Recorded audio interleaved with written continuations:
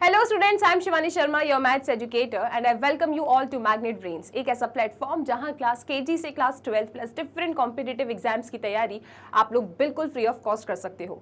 So students, आज के इस वीडियो लेक्चर में हम स्टार्ट करने जा रहे हैं एकदम new chapter, that is chapter number 6, permutations and combination, one of the most important chapter for your class 11th, class 12th and आगे चल के आप जो भी कॉम्पिटिटिव एग्जाम्स देंगे उसके लिए भी।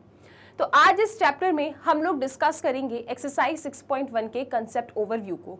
हम जानेंगे कि एक्सरसाइज 6.1 को सॉल्व करने के लिए वो सब क्या कंसेप्ट्स हैं जो हमें पता होना चाहिए, ताकि 6.1 एक्सरसाइज के सभी क्वेश्चंस को आप लोग फिनिश कर दो बहुत ही ज्यादा इजी तरीके से। सो परम्यूटेशन एंड कॉम्बिनेशन एकदम ना मेरे अकॉर्डिंग बहुत ही ज्यादा लॉजिक बेस्ड चैप्टर है। ठीक है, यहाँ पे अगर आपने क्वेश्चन को पढ़ के उसके लॉजिक को डिकोड कर लिया तो एक या दो लाइन का ही आंसर होता है। ठीक है, दूसरे चैप्टर की तरह इसमें ऐसा नहीं है कि एक स्टेप लिखी, फिर इस स्टेप से दूसरी स्टेप आ गई, फिर तीसरी स्टेप आ गई, पूरा एक पेज या दो पेज आपने भर दिया और उसके बाद जाके आपका आंसर मिल गया। नो, ये चैप्टर कैसा है, आप स्टोरी प्रॉब्लम को रीड करेंगे, वो स्टोरी प्रॉब्लम क्या पूछना चाह रहा है उसे डिकोड करेंगे, उसमें कौन सा लॉजिक लग रहा है उस लॉजिक को लगाएंगे और एक या दो या तीन लाइन में मैक्स टू मैक्स आप अपना आंसर जाके दे दोगे। ठीक है, so it is highly logic based chapter. इसको एकदम स्टार्टिंग से पढ़ना है। इस चैप्टर में आप ऐसा नहीं कर सकते कि 6.1 पढ़ने के बाद 6.4 पढ़ रहे हो, फिर 6.2 पढ़ रहे हो, फिर 6.3। नो, एकदम सीक्वेंस में फॉलो करना, क्योंकि एक बेस बनता जाएगा। राइट, चैप्टर का नाम परम्यूटेशंस एंड कॉम्बिनेशंस है, लेकिन आज के इस वीडियो में हम क्या डिस्कस करने जा रहे हैं, एकदम foundation, that is fundamental principles of counting.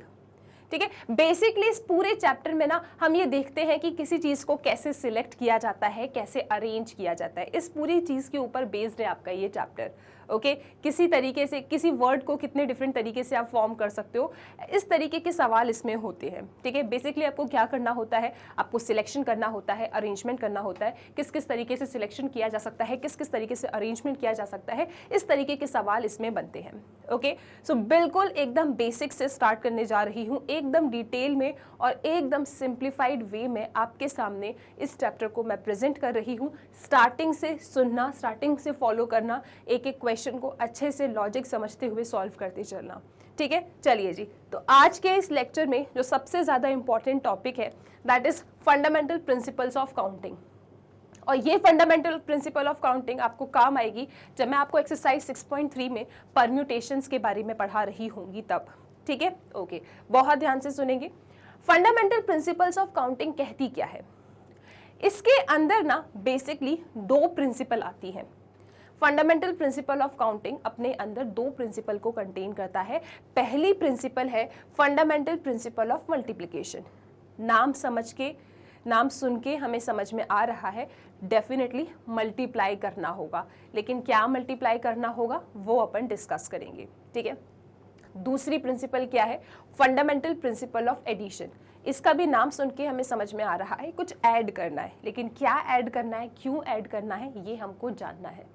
सो फिर से मेरी बात सुनो, फंडामेंटल प्रिंसिपल ऑफ काउंटिंग के अंदर बेटा दो प्रिंसिपल आती हैं। The first principle is fundamental principle of multiplication and the other one is fundamental principle of addition.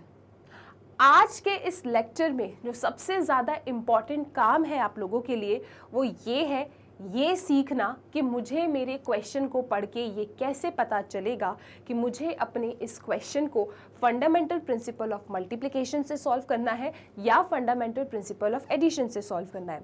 कुछ ऐसे क्वेश्चंस भी आपके सामने आएंगे जहाँ पे ये दोनों ही प्रिंसिपल लग रही होगी, और ऐसा बिल्कुल नहीं है कि 6.1 पढ़ने के बाद आप इस प्रिंसिपल को भूल सकते हो और फिर 6.2 एंड 6.3 में कुछ नया कंसेप्ट सीखोगे। एकदम बेटा फाउंडेशन है, एकदम इम्पॉर्टेंट है और भूल नहीं सकते आप इस एक्सरसाइज को जब आप आगे वाली एक्सरसाइज में जाते हो तो। ठीक है, तो जितना रिवीजन कर सको उतना अच्छा है, जितने क्वेश्चन प्रैक्टिस कर सको उतना अच्छा है। ओके, ठीक है जी, तो सबसे पहले हम सीखते हैं कि what is fundamental principle of multiplication. अब यहाँ जो कुछ भी लिखा है, अगर मैंने अभी इसको ऐसे रीड कर दिया ना तो सब कुछ ऊपर से जाएगा। इसमें क्या लिखा है, क्या ये कहना चाह रहा है, इस पे मैं आऊंगी, लेकिन सबसे पहले मैं आपको ना एग्जाम्पल दिखाना चाहती हूँ कि बेसिकली इस चैप्टर में सवाल कैसे आते हैं। मैंने आपके सामने एक स्टोरी प्रॉब्लम रखी है। पहले मैं आपको इस क्वेश्चन को समझाऊंगी और फिर मैं आपको बताऊंगी कि basically what is fundamental principle of multiplication और हमें ये कैसे समझ में आएगा कि मल्टीप्लिकेशन की प्रिंसिपल लगानी है या एडिशन की प्रिंसिपल लगानी है। आप जरा इस क्वेश्चन को रीड कीजिए। ये क्वेश्चन कहता है कि in a class there are 3 boys and 2 girls. एक क्लास है आपके पास यहाँ पे, ठीक है, क्लास में बच्चे हैं। कितने बच्चे हैं क्लास में? 3 तो बॉयज हैं, 3 बॉयज हैं, ठीक है। मैंने बॉयज के लिए B1 B2 B3 लिख दिया है एंड क्लास में 2 गर्ल्स हैं, गर्ल्स के लिए मैंने G1 G2 लिख दिया है। ओके, ये एक पूरी क्लास है अपने पास, ठीक है। The teacher wants to select a boy and a girl to represent the class in a function. अब टीचर को एक जॉब दिया है। क्या जॉब दिया है, क्या काम दिया है टीचर को कि the teacher wants to select a boy. Teacher को काम ये मिला है कि आप अपने क्लास में से, ठीक है, अ बॉय एंड अ गर्ल को सिलेक्ट कीजिए। क्या काम दिया है टीचर को? यहाँ पे लिखते हैं टीचर को एक काम दिया है। क्या काम है टीचर के पास? कि आप अपने क्लास में से अ बॉय एंड अ गर्ल को सिलेक्ट कीजिए, ठीक है। The teacher wants to select a boy and a girl to represent the class in a function. School में बहुत सारे फंक्शंस होते रहते हैं, तो एक फंक्शन में अपनी क्लास को रिप्रेजेंट करवाना था टीचर को, तो उसके लिए टीचर को अपने क्लास में से 2 स्टूडेंट को सिलेक्ट करना है, ठीक है। कैसे? अ boy and a girl, a boy and a girl को पिक करना है, ठीक है। अ बॉय मतलब एक बॉय, अ गर्ल मतलब एक गर्ल, ठीक है।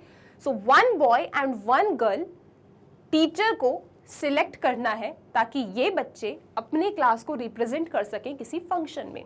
ओके, अब सवाल आता है टीचर के ऊपर। टीचर के ऊपर क्या सवाल आया? क्योंकि यार देखो, अब टीचर को ये तो कह दिया है कि आप अपने क्लास में जाओ और एक बॉय को एंड एक गर्ल को सिलेक्ट कर लो। टीचर अपने क्लास में जाती है तो वो देखते हैं यार मेरे क्लास में तो 3 बॉयज हैं और 2 गर्ल्स हैं। अब मुझे ये सोचना होगा कि मैं कितने तरीके से ये सिलेक्शन बना सकती हूँ। मुझसे क्या पूछा जा रहा है? In how many veg can the teacher make this selection, ठीक है। कितने तरीके से, क्वेश्चन देख रहे हैं आप लोग, किस पैटर्न में क्वेश्चन पूछा जाता है वो देखो। क्वेश्चन ये पूछा जा रहा है how many veg, in how many veg, in how many veg teacher can make this selection, in how many ways teacher can make this selection, ठीक है। टीचर कितने तरीके से, in how many ways teacher can make this selection। कौन सा selection? कि अपने class में जाइए और एक बॉय एंड एक गर्ल को जाके आप पिक कर लीजिए। टीचर ने कहा यार मेरे क्लास में तो 3 बॉयज हैं 2 गर्ल हैं।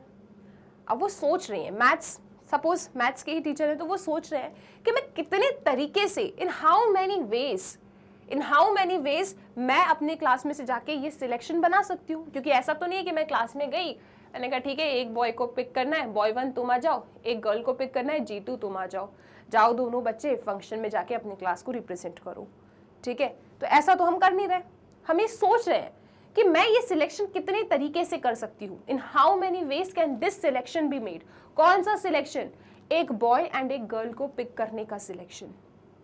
अब नॉर्मली, अगर नॉर्मली कोई सोचेगा तो कैसे सोचेगा कि देखो भाई मुझे एक बॉय एंड एक गर्ल को सिलेक्ट करना है, कितने तरीके से मैं ये सिलेक्शन कर सकती हूँ। तो टीचर सोचेगी यार ऐसा हो सकता है ना कि मैं बॉय 1 को पिक कर लूँ और गर्ल 1 को पिक कर लूँ, ठीक है। वो अपन यहाँ पे बना दें कितने वेज पॉसिबल है। नॉर्मली मान लो अभी हमने फंडामेंटल प्रिंसिपल ऑफ मल्टीप्लिकेशन नहीं पढ़ा, मान क्या लो मैम हमने पढ़ा ही नहीं है, ठीक है। अभी हमने फंडामेंटल प्रिंसिपल ऑफ मल्टीप्लिकेशन नहीं पढ़ा, ये सिनेरियो आपके सामने आ जाता है, ठीक है। तो आप मुझे बताइए कि कितने तरीके से टीचर ये सिलेक्शन कर सकती है। टीचर को क्या सिलेक्ट करना है? एक बॉय एंड एक गर्ल को, ठीक है। ओके, मतलब 2 बच्चे सिलेक्ट करना है अपने क्लास में से, तभी टीचर का काम कंप्लीट माना जाएगा। तो ठीक है, हेल्प करते हैं टीचर की, कैसे सिलेक्शन कर सकती हैं वो टीचर, अभी हमें पता नहीं है। अगर हमने फंडामेंटल प्रिंसिपल ऑफ मल्टीप्लिकेशन पढ़ा होता तो हम देख के आंसर बता देते, अभी हमने पढ़ा नहीं, चलो हम खुद से कैलकुलेट करते हैं कि कितने तरीके से टीचर ये कॉम्बिनेशन कर सकती है, ठीक है। तो टीचर सोच सकती है चलो बॉय 1 को पिक कर लेते हैं, बॉय 1 के साथ मैं गर्ल 1 को पिक कर लेती हूँ, राइट। फिर टीचर ने सोचा यार ऐसा भी तो पॉसिबल है कि मैं बॉय 1 के साथ गर्ल 2 को पिक कर लूँ, ये दोनों बच्चे भी अच्छे तरीके से मेरे क्लास को रिप्रेजेंट करेंगे। फिर टीचर के पास एक और ऑप्शन है कि मैं बॉय 2 और गर्ल 1 को पिक कर सकती हूँ ताकि ये दोनों बच्चे जाके मेरे क्लास को रिप्रेजेंट कर सके। टीचर ये भी सोच सकती है कि मैं बॉय 2 के साथ गर्ल 2 को सिलेक्ट कर लूँ, ठीक है। वो पॉसिबल वेज सोच रही है, in how many veg can this selection be made ना। हमसे यही पूछा जा रहा है, हमसे क्या पूछा जा रहा है कि कितने तरीके से ये सिलेक्शन हो सकता है, in how many veg can the teacher make this selection. तो अभी मान लीजिए कि टीचर ने फंडामेंटल प्रिंसिपल ऑफ मल्टीप्लिकेशन नहीं पढ़ा, तो टीचर नॉर्मली वो कॉम्बोज बना रही है, किस तरीके से वो अपने क्लास में से बच्चों को पिक कर सकती है। तो उन्होंने कहा यार बॉय 1 गर्ल 1 ले सकती हूँ मैं, या फिर बॉय 1 गर्ल 2 ले सकती हूँ, या फिर बॉय 2 गर्ल 1 बॉय 2 गर्ल 2, या फिर मैं यहाँ पे boy 3 girl 1 and boy 3 girl 2। तो इतने पॉसिबल वेज है मेरे पास, इन पॉसिबल वेज में मैं सिलेक्शन कर सकती हूँ। तो टीचर के पास कितने वेज आ रहे हैं बच्चों? टीचर के पास आ रहे हैं 1 2 3 4 5 6। तो टीचर के पास टोटल 6 वेज है। यहाँ पे कितने वेज हैं? 6 वेज है, ठीक है। In 6 ways teacher can make this selection, है ना। In 6 ways teacher can make this selection.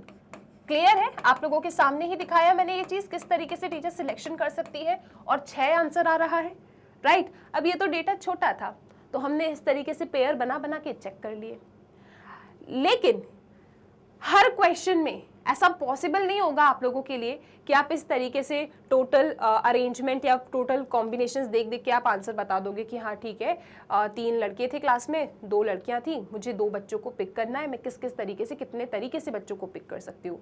तो हर बार ऐसा पॉसिबल नहीं होगा आप लोगों के लिए कि आप इस तरीके से पूरे कॉम्बिनेशंस बना बना के काउंट करो। तो ये चीज़ अवॉइड करने के लिए हमारे पास है एक बहुत ही ज़्यादा अच्छा principle, that is fundamental principle of multiplication. Fundamental principle of multiplication के थ्रू आप इस क्वेश्चन को रीड करके 2 मिनट में चिल्ला के कह देते कि मैम 6 तरीके हैं, 6 तरीके हैं जिसमें टीचर ये सिलेक्शन कर सकती है। अब आपके दिमाग में सवाल आ रहा होगा मैम ये तो हमने काउंट करके बता दिया इसलिए आप बता रहे हो 2 मिनट में बता सकते हैं। नहीं, आओ मैं डिकोड कराती हूँ कि what is fundamental principle of multiplication.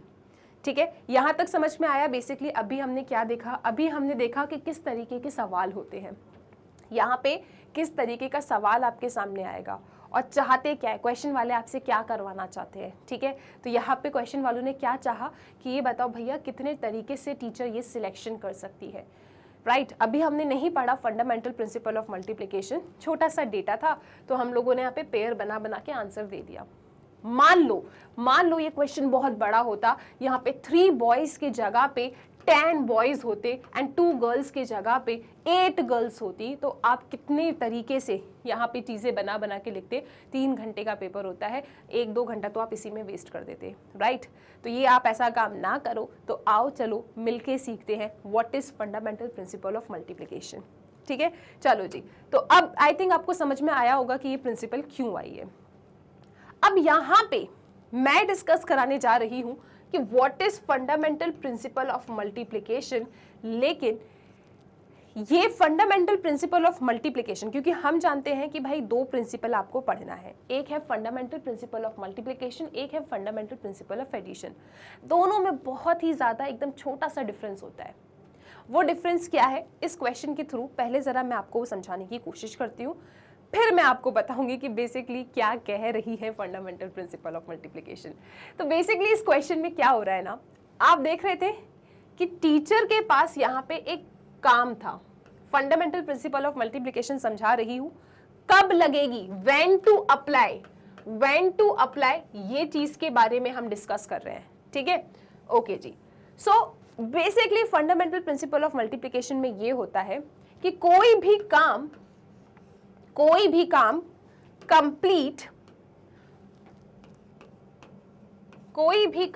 Complete कब माना जाएगा। जैसे इस क्वेश्चन में टीचर के पास क्या काम था कि आप अपने क्लास में से अ बॉय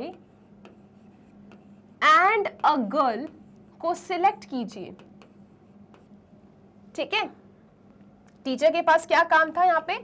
टीचर का काम था कि आप अपने क्लास में से जाके अ बॉय एंड अ गर्ल को पिक करो।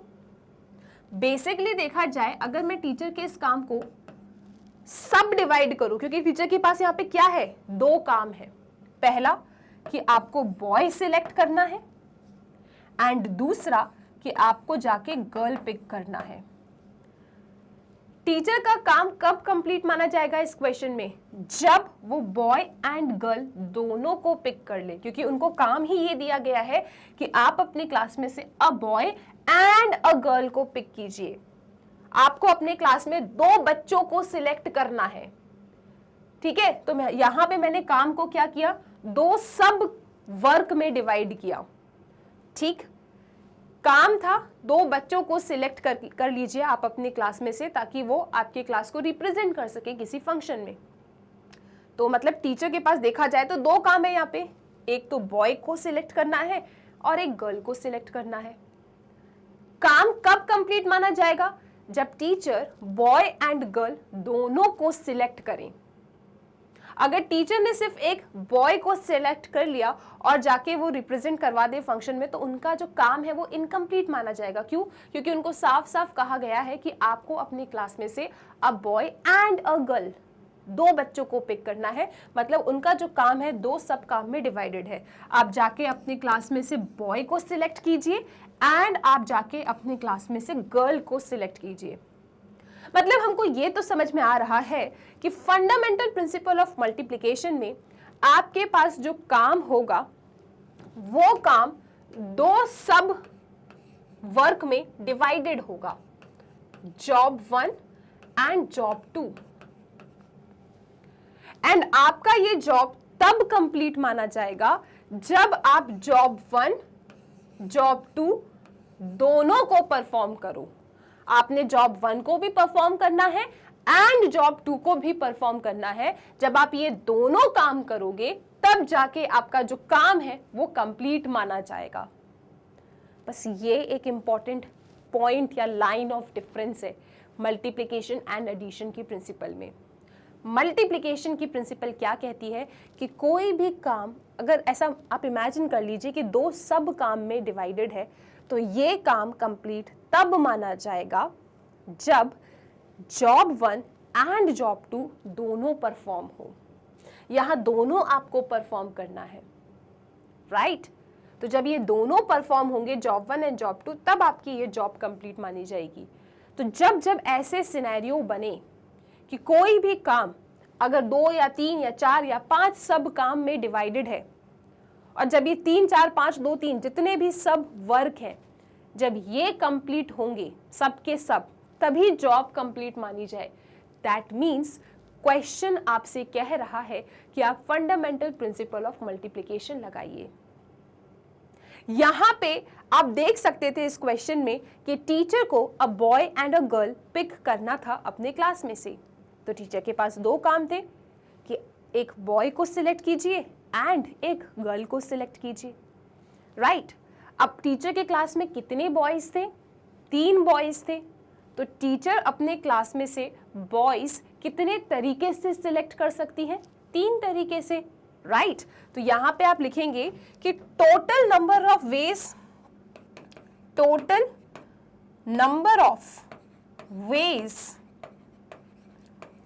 ऑफ सिलेक्टिंग बॉयज को कितने तरीके से सिलेक्ट कर सकती थी टीचर?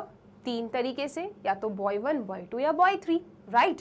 तो बॉय को सिलेक्ट करने के लिए टीचर के पास कितने वेज थे, कितने ऑप्शंस थे? 3 ऑप्शंस थे, 3 वेज थे। ऐसे ही टीचर के क्लास में 2 गर्ल्स थे, तो गर्ल को सिलेक्ट करने के लिए टीचर के पास कितने ऑप्शंस हैं? 2 ऑप्शंस हैं, right?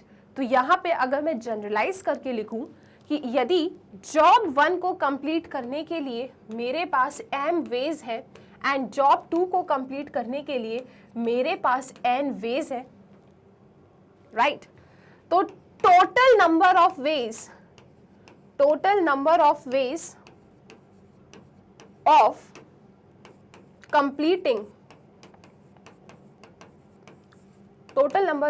Of completing the job ये जॉब को कंप्लीट करने के लिए मेरे पास कितने तरीके हैं।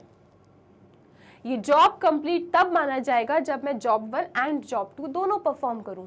जॉब 1 को कंप्लीट करने के लिए मेरे पास m तरीके हैं, जॉब 2 को कंप्लीट करने के लिए मेरे पास n तरीके हैं।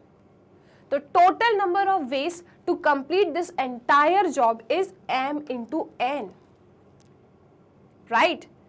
हमेशा याद रखना कि ये जो एंड, जब आपको ये एंड सुनाई दे, यहां तो क्वेश्चन में डायरेक्टली लिखा था अ बॉय एंड अ गर्ल, दोनों को पिक करना है। अभी जब आप अपने बुक में एग्जाम्पल्स देखोगे, एक्सरसाइज सॉल्व करोगे, तो वहां डायरेक्टली नहीं लिखा होगा। तो आपको अपने क्वेश्चन को पढ़ के डिकोड करना होगा कि क्वेश्चन एंड कह रहा है या क्या कह रहा है। तो यहाँ तो साफ साफ समझ में आ रहा है कि ये भी कंप्लीट हो एंड ये भी कंप्लीट हो, तब काम कंप्लीट होगा। तो काम को कंप्लीट करने के कितने तरीके हैं आपके पास? इसको कंप्लीट करने के लिए m तरीके, इसको कंप्लीट करने के लिए n तरीके, और जब आपको एंड सुनाई दे, दैट मीन्स आपको लगाना है फंडामेंटल प्रिंसिपल ऑफ मल्टीप्लिकेशन, मतलब इन दोनों का कर देना है मल्टीप्लिकेशन। जैसे यहाँ पे टोटल नंबर ऑफ वेज जो टीचर के पास थे ताकि वो सिलेक्शन कर सकें, वो क्या होगा? 3 into 2 that is equal to 6। तो 6 वेज हैं टीचर के पास ताकि वो सिलेक्शन कर सके बच्चों का, ठीक है। तो जब जब आपको आपके क्वेश्चन में एंड सुनाई दे, राइट, दैट मीन्स हमको लगाना है फंडामेंटल प्रिंसिपल ऑफ मल्टीप्लिकेशन। आप सिर्फ इस लाइन को अच्छे से पकड़ लीजिए। अगर कोई काम 2, 3, 4, 5 एंड सो ऑन सब वर्क में डिवाइडेड है, और जब ये सब के सब वर्क कंप्लीट होंगे तभी आपका वर्क कंप्लीट कहलाएगा। That means you have to apply fundamental principle of multiplication. Simple, सरल भाषा। क्या ये बात सबको क्लियर है? तो इस क्वेश्चन में total number of ways of selecting of making the selection कितना था? 3 इंटू 2 6 वेज, क्योंकि टीचर को यहाँ पे दोनों काम परफॉर्म करना था, तभी उनका सिलेक्शन पूरा माना जाता, क्योंकि उनको सिलेक्ट करना है। क्या सिलेक्ट करना है? बॉय एंड गर्ल, मतलब दोनों का सिलेक्शन जरूरी है। टीचर का काम 2 सब काम में डिवाइडेड है कि बॉयज को सिलेक्ट कीजिए एंड गर्ल्स को सिलेक्ट कीजिए। सो कितने बॉयज हैं? तो बॉयज को सिलेक्ट करने के लिए कितने वेज थे? 3 वेज थे। गर्ल्स कितनी थी क्लास में? 2। तो गर्ल्स को सिलेक्ट करने के लिए कितने वेज थे? 2 वेज थे।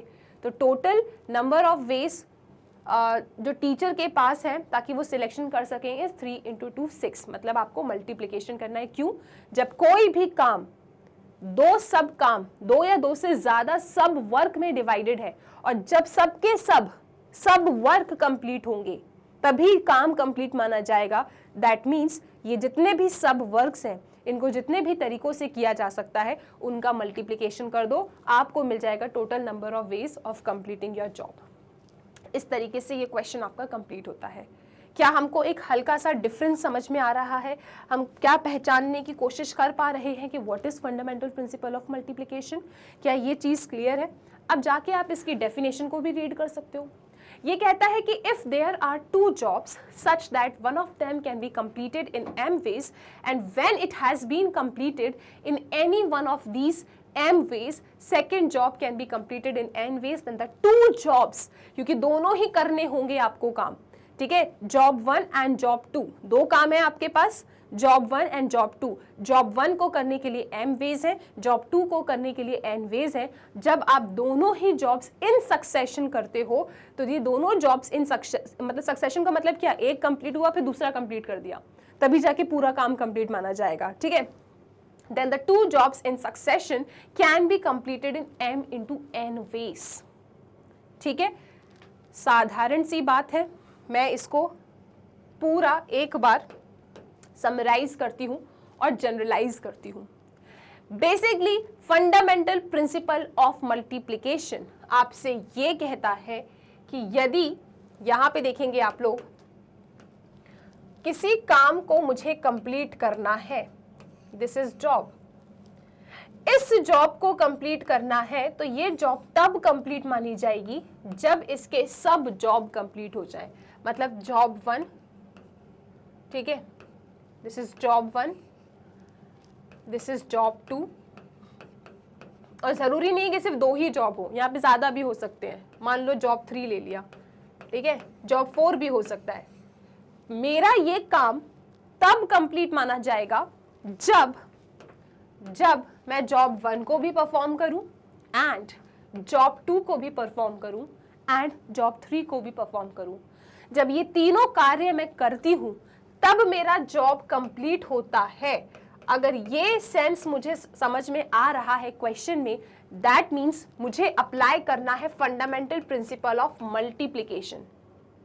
जॉब 1 को करने के लिए मेरे पास क्वेश्चन में गिवन होगा, या फिर क्वेश्चन की लैंग्वेज को डिकोड करके, क्वेश्चन के लैंग्वेज को डिकोड करके मैं समझ जाऊंगी कि कितने तरीके से मैं जॉब 1 को कर सकती हूँ। ठीक है, अभी मान लो कि गिवन है, अगर जॉब 1 को कंप्लीट एम वे से किया जा सकता है, जॉब 2 को कंप्लीट एन वे से किया जा सकता है, एंड जॉब 3 को एम एन के बाद कर ले पी वे से किया जा सकता है। जॉब 1 एम तरीके से हो सकता है, जॉब 2 एन तरीके से हो सकता है, जॉब 3 पी तरीके से हो सकता है, क्योंकि तीनों ही जॉब जब होंगे तब जॉब कंप्लीट मानी जाएगी। तो इस जॉब को कंप्लीट करने के लिए कितने तरीके होंगे, M into N into P.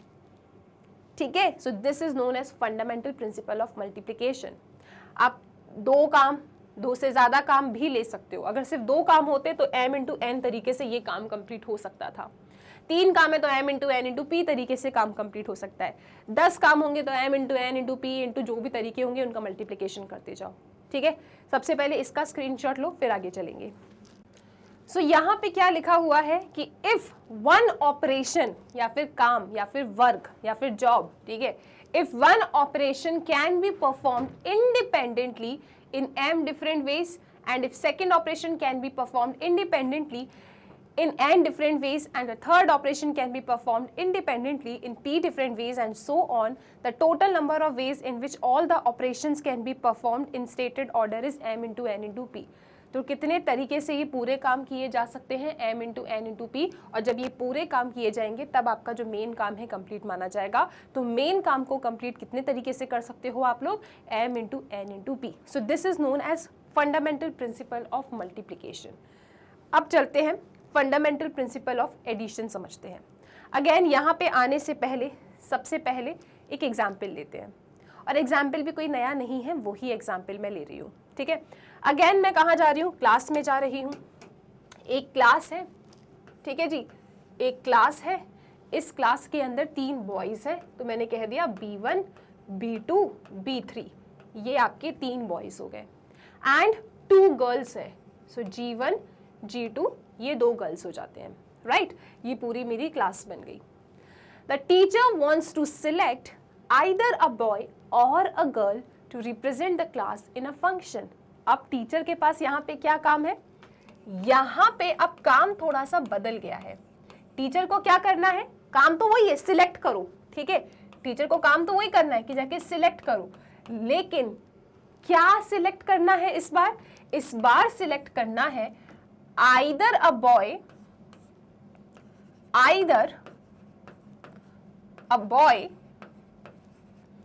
और अ गर्ल। टीचर को अब क्या करना है, या तो अपने क्लास में से एक बॉय को सिलेक्ट करना है या फिर एक गर्ल को सिलेक्ट करना है। पिछले क्वेश्चन में क्या हो रहा था, टीचर को बॉय एंड गर्ल दोनों सिलेक्ट करना था। यहाँ पे क्या हो रहा है, अ बॉय और अ गर्ल। किसी भी एक बच्चे को लेकर आओ, किसी भी एक बच्चे को जाके सिलेक्ट करो। या तो आप अपने क्लास में से जाके इन 3 बॉयज़ में से एक बॉय को सिलेक्ट कर लो, या फिर आप अपने क्लास में जाके इन 2 गर्ल्स में से एक गर्ल को सिलेक्ट कर लो। ठीक है, तो टीचर के पास काम तो सिलेक्शन का है, लेकिन क्या सिलेक्ट करना है इस बार, कितने बच्चे सिलेक्ट करना है, either a boy or a girl. ठीक है, तो टीचर का काम इस क्वेश्चन में कब कंप्लीट माना जाएगा? यहां पे आप थोड़ा सोचो, जैसे प्रीवियस वाले क्वेश्चन में टीचर का काम कब कंप्लीट माना जा रहा था, जब वो बॉय एंड गर्ल दोनों को सिलेक्ट करें। यहां पे क्या हो रहा है, टीचर का काम कब कंप्लीट हो जाएगा इस क्वेश्चन में, जब वो या तो बॉय या तो गर्ल उन्हें सिलेक्ट कर ले, राइट।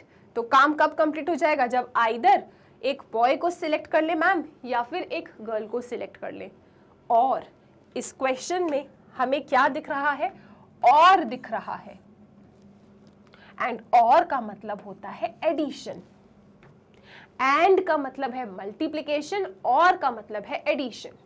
ठीक है, अब यहां पे आगे क्या पूछा जा रहा है, in how many ways the teacher can make this selection, कितने तरीके से टीचर ये सिलेक्शन कर सकती हैं।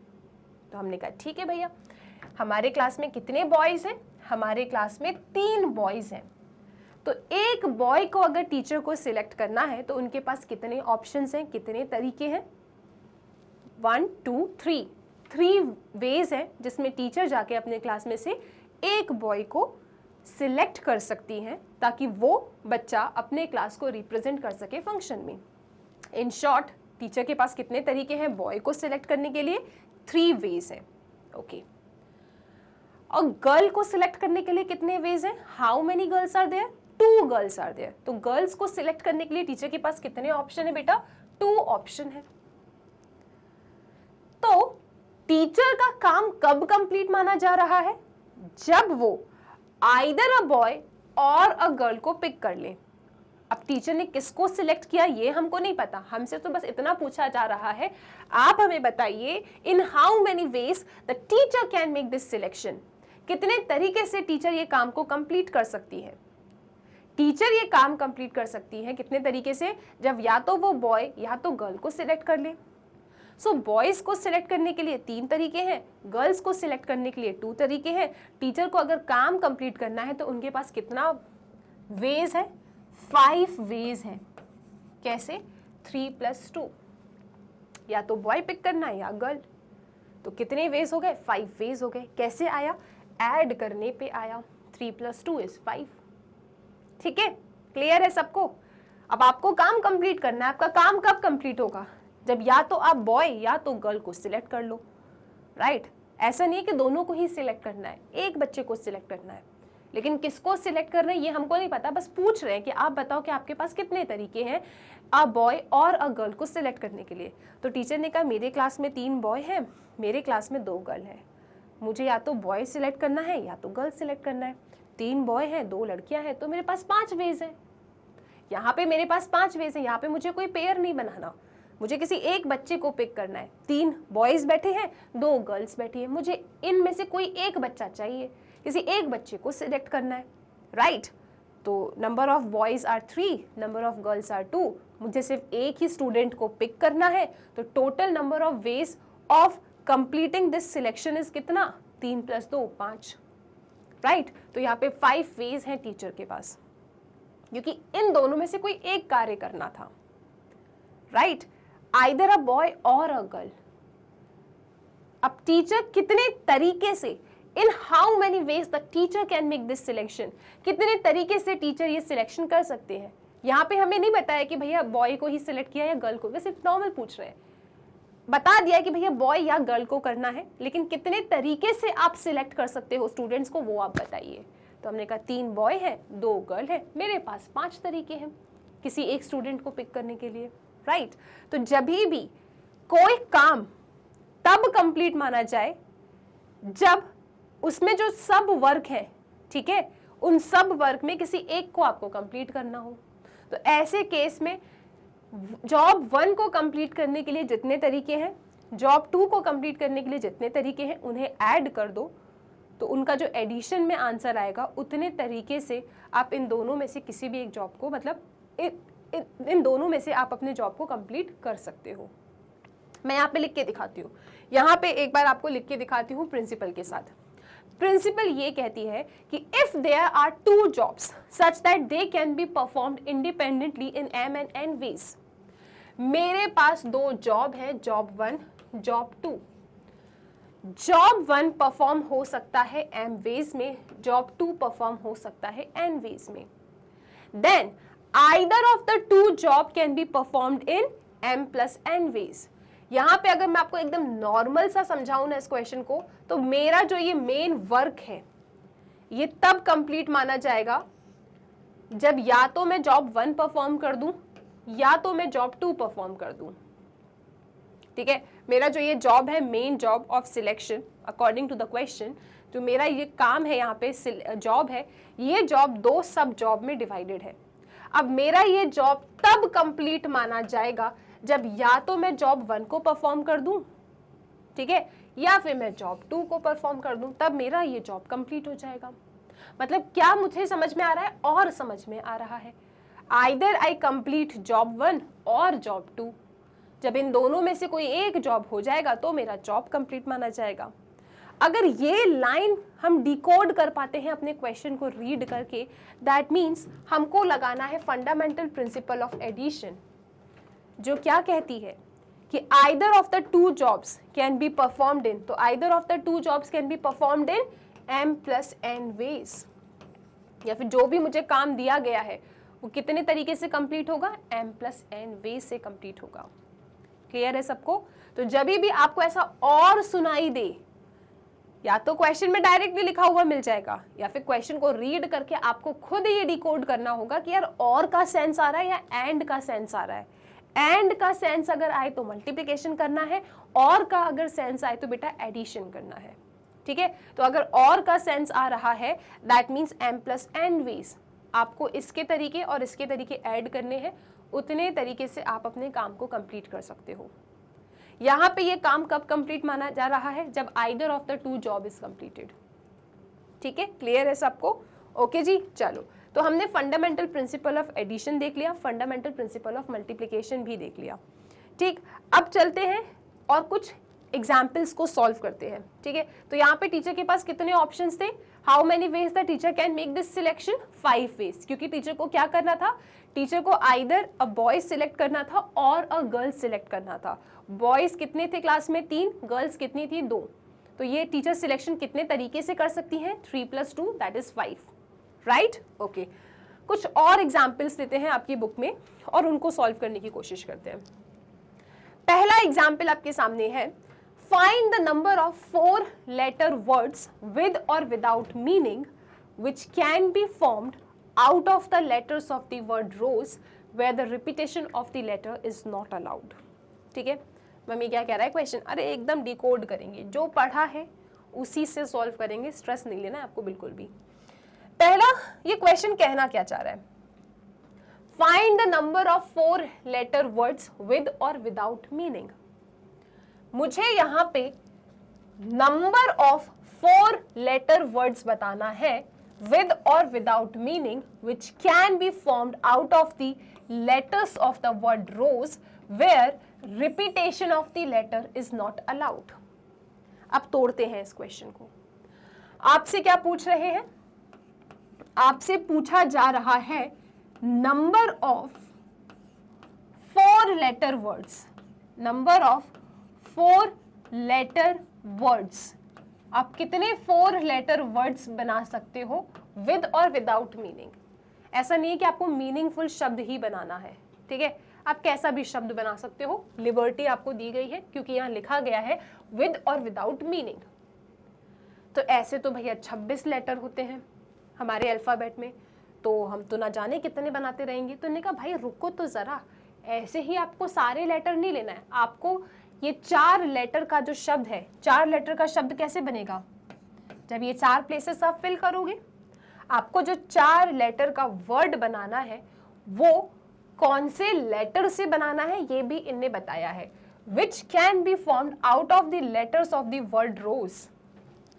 रोज की स्पेलिंग में, रोज की स्पेलिंग में जो ये 4 लेटर्स आए हैं, कौन कौन से, ROSE, इन 4 लेटर के थ्रू आपको दूसरे 4 लेटर के शब्द बनाने हैं विद और विदाउट मीनिंग।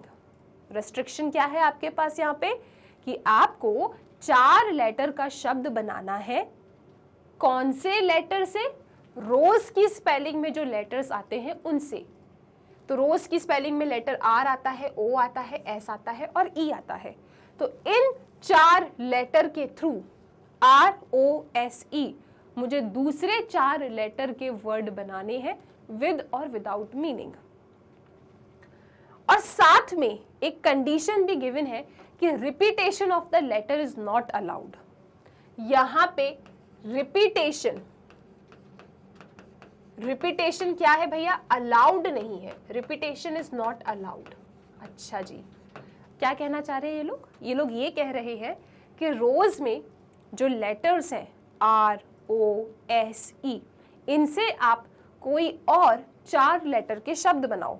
मैंने कहा ठीक है, कौन सी बड़ी बातें, बना लेंगे, मैथ्स वाले हैं, डरते हैं क्या किसी से, क्या कर लेंगे, ओ आर एस ई, क्योंकि विद और विदाउट मीनिंग बनाना है, ठीक है।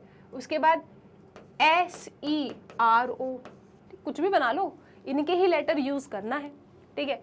फिर R O E S, with और विदाउट मीनिंग है भैया, इन 4 लेटर से खेलो और वर्ड बना दो। क्या मैं ऐसा वर्ड बना सकती हूँ, यहाँ पे ये दिख रहा है क्या आप लोगों को, R R S E, R R S E बना सकती हूँ क्या? नहीं मैम, क्यों क्यों क्यों, मैं तो इन्हीं 4 लेटर से बना रही हूँ ना, क्यों नहीं बना सकती R R S E word? Ma'am question वालों ने कहा है कि repetition is not allowed. That means अगर आपने कोई एक लेटर को यूज कर लिया है तो उसी लेटर को आप दोबारा यूज नहीं कर सकते एक स्पेलिंग में, एक वर्ड में। आपको डिफरेंट चॉइसेस लेना है, इसमें से आप आर आर ऐसी नहीं बना सकते, एक आर आप ऑलरेडी ले चुके हो, आप दोबारा से आर नहीं ले सकते। इसका मतलब है repetition is not allowed in this question. आप फ्री हो, आप इनका कैसा भी अरेंजमेंट कर दो, लेकिन आप 2 लेटर्स को, मतलब आप एक लेटर को रिपीट नहीं कर सकते। आप यहाँ पे एस एस आर ओ नहीं बना सकते, although you are taking this letter S from this spelling, ठीक है। हम इस एस लेटर को इस स्पेलिंग से ले रहे हैं, लेकिन हमें लिबर्टी नहीं है कि हम 2 बार 3 बार या 4 बार ले सकते हैं। हम ऐसी कोई स्पेलिंग नहीं बना सकते यहाँ पे, क्योंकि यहाँ रिपीटेशन हो रहा है और क्वेश्चन वालों ने कहा है कि madam repetition is not allowed. मैंने कहा अच्छा ठीक है, कोई बात नहीं, कोई बात नहीं, रिपीटेशन अलाउड नहीं है तो नहीं करेंगे रिपीटेशन, बना देंगे मैम। अभी हमने 3 बनाए, चलो और बनाते हैं मैम, लेकिन ध्यान रखना 3 घंटे का पेपर है आपके पास। अगर नॉर्मल ऐसे ही करते रहोगे तो वैसे भी टाइम वेस्ट ही होना है और आप 100% एक ना एक शब्द को तो मतलब मिस कर ही दोगे। ये तो छोटी सी स्पेलिंग है, बड़ी बड़ी स्पेलिंग्स भी आती हैं, ठीक है। अरे मैम डराओ नहीं, हम बनाएंगे शब्द। अच्छा ठीक है, बना लो। क्या बनाओगे अब?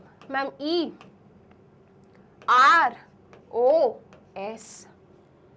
यार मैम ऐसे तो मैम बहुत सारे शब्द बन जाएंगे, तो वही तो मैं कह रही थी आपसे।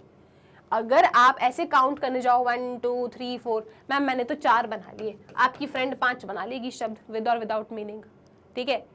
आपकी क्लास में जो फर्स्ट बेंच पे बच्चा बैठा है वो 2 बना लेगा, जो लास्ट बेंच पे बैठा है वो 10 बना लेगा, जो बच्चा थर्ड बेंच पे बैठा है वो 3 बना लेगा। मतलब क्या, इस तरीके से इन क्वेश्चंस को सॉल्व नहीं करना है तो मैम कैसे करें? अरे अभी तो पढ़ा है फंडामेंटल प्रिंसिपल ऑफ काउंटिंग। हम यहाँ पे फंडामेंटल प्रिंसिपल ऑफ काउंटिंग का लॉजिक लगा के अपने इस क्वेश्चन को कंप्लीट करेंगे, ठीक है मैम। बात तो हमने आपकी मान ली मैम। एक्चुअली यहाँ पे पता नहीं कितने शब्द बनेंगे, क्योंकि विद और विदाउट मीनिंग बोला है, राइट। तो बहुत सारे भी बन सकते हैं और हमको 3 घंटे में अपने पेपर को सॉल्व करना है, जिसमें सिर्फ ये चैप्टर नहीं बहुत सारे चैप्टर हैं। डेफिनेटली हमको फंडामेंटल प्रिंसिपल ऑफ काउंटिंग की हेल्प लेनी पड़ेगी, ठीक है मैम। मैम ये तो हमको समझ में आ गया कि फंडामेंटल प्रिंसिपल ऑफ काउंटिंग की हेल्प लेनी है, बट मैम दुख हो रहा है। क्या ma'am? Fundamental principle of counting में तो 2 प्रिंसिपल है, fundamental principle of multiplication and fundamental principle of addition. Multiplication तब लगाते हैं जब हमें हमारा क्वेश्चन एंड का सेंस दे, right. Fundamental principle of addition तब लगाते हैं जब हमें हमारा क्वेश्चन और का सेंस दे। यहाँ तो मैम कोई सेंस ही नहीं मिल रहा है, क्या करें? मैंने कहा रीड कर लो क्वेश्चन, ऐसे कैसे सेंस नहीं मिल रहा है? क्वेश्चन कह रहा है कि find the number of 4 letter words with और without meaning which can be formed out of the letters of the word rose where the repetition of the letter is not allowed। Ma'am कहीं नहीं लिखा है and शब्द और शब्द, तो मैंने तो आपको पहले ही कहा था कि क्वेश्चन में डायरेक्टली लिखा मिल जाए तो बहुत बड़ी बात है, डायरेक्टली लिखा ना मिले तो आपको डिकोड करना होगा क्वेश्चन की लैंग्वेज को, कि क्वेश्चन का सेंस क्या है, क्वेश्चन क्या बोलना चाह रहा है आपसे, ठीक है मैम। चलो डिकोड करते हैं। मैंने कहा ओके मैम, इनने हमको एक काम दिया है इस क्वेश्चन में, ठीक है। आपको काम क्या दिया है? मैम काम दिया है 4 लेटर वर्ड बनाओ। बिल्कुल सही जा रहे हो, सोच रहे अपन, ठीक है, क्योंकि मैंने इसको ना एकदम सिंप्लीफाई करके आपको बताया है। ठीक है। अभी कहीं आपको ऐसा डायरेक्टली ऐसा एंड और ऐसा तो कुछ नहीं दिख रहा ना कि क्वेश्चन ऐसा कह रहा है कि नॉर्मल सा क्वेश्चन था कि क्लास में 3 लड़के हैं 2 लड़कियां हैं, मुझे अ बॉय एंड अ गर्ल को सिलेक्ट करना था, वो मेरा काम था वहां पे। अगले क्वेश्चन में मुझे either a boy or a girl को सिलेक्ट करना था, मेरा वो काम था, ठीक है। लेकिन यहाँ पे मुझे क्या करना है, यहाँ पे तो भैया मुझे विद और विदाउट, मैम और अरे उस और का मतलब वो और नहीं है, यहाँ पे तो नॉर्मल बोल रहा है, या तो विद या विदाउट मीनिंग शब्द बनाओ। विद और विदाउट मीनिंग शब्द बनाना है, किससे, रोज में जो लेटर आते हैं उससे, और रिपीटेशन अलाउड नहीं है, ठीक है। यहाँ पे उस और को देख के मत बोलना कि मैम और लिखा है, क्वेश्चन का सेंस बनना चाहिए ना कि काम क्या दिया है आपको। तो ठीक है, अब डिकोड करते हैं इस क्वेश्चन को। यहाँ पे बच्चे आपको काम क्या दिया है, यहाँ पे आपको काम क्या दिया है, इस क्वेश्चन में आपको काम दिया है, आपका काम है, आपका जॉब है यहाँ पे कि आप 4 लेटर वर्ड बनाइए। बहुत ध्यान से समझेंगे, ये ऐसा बच्चों वाला काम नहीं करना है आपको कि एंड दिख जाए और दिख जाए, आपको वो फीलिंग भी आना चाहिए, अदरवाइज क्वेश्चन गलत कर दोगे। वरना आप यही बोलो कि मैम वहां और तो लिखा है ना, लगा दे एडिशन की प्रिंसिपल, गलत हो जाएगा। वो तो नॉर्मल कह रहा है भैया 4 लेटर का शब्द बनाओ, वो शब्द मीनिंगफुल या मीनिंगलेस भी हो सकता है, विद और विदाउट मीनिंग, ठीक है। उसका मतलब वो और का मतलब नहीं है एडिशन वाली प्रिंसिपल लगाओ। यहाँ पे काम क्या है, 4 लेटर वर्ड बनाओ। वहां पे काम क्या था, either a boy or a girl को पिक करो। इस काम में 4 लेटर वर्ड बनाओ। इस 4 लेटर वर्ड में क्या आपको और सुनाई दे रहा है, नहीं ना, एंड सुनाई दे रहा है, नहीं। तो अब आप समझोगे खुद से, क्योंकि क्वेश्चन में छुपा हुआ है एंड या और, जो आपको समझना है, ठीक है। ओके, यहाँ पे आपका काम क्या है, यहाँ पे आपका काम है 4 लेटर वर्ड बनाना, ठीक है। 4 लेटर वर्ड आपको बनाना है, मतलब देखा जाए कि आपका जो ये काम है ये 4 सब काम में डिवाइडेड है, यस और नो। मैम कौन से 4 सब काम, 4 सब काम है यहाँ पे कि 4 लेटर वर्ड में आप इन चारों प्लेसेस को फिल करो। अगर आपने 2 प्लेसेस को फिल किया तो 2 लेटर वर्ड बनेगा, 1 प्लेस को फिल किया तो 1 लेटर वर्ड बनेगा, 3 प्लेसेस को फिल किया तो 3 लेटर वर्ड बनेगा, 4 प्लेसेस को फिल किया तो 4 लेटर वर्ड बनेगा। हमारा काम क्या है यहाँ पे, हमारा काम है 4 लेटर वर्ड बनाना। मतलब मेरा ये काम कंप्लीट कब माना जाएगा, जब मैं फर्स्ट प्लेस को फिल करना अगर काम 1 है, तो अगर मैं काम 1 कंप्लीट करूं एंड मैं काम 2 कंप्लीट करूं एंड मैं काम 3 कंप्लीट करूं एंड मैं काम 4 कंप्लीट करूं, जब मैं ये चारों काम को करती हूँ, ये काम क्या है, जॉब 1 का मतलब क्या है कि फर्स्ट प्लेस को फिल करना, जॉब 2 का मतलब क्या है कि सेकंड प्लेस को फिल करना, जॉब 3 का मतलब है थर्ड प्लेस को फिल करना, जॉब 4 का मतलब है फोर्थ प्लेस को फिल करना। जब मैं ये चारों प्लेसेस को फिल करूंगी तभी तो मेरा ये काम कंप्लीट माना जाएगा।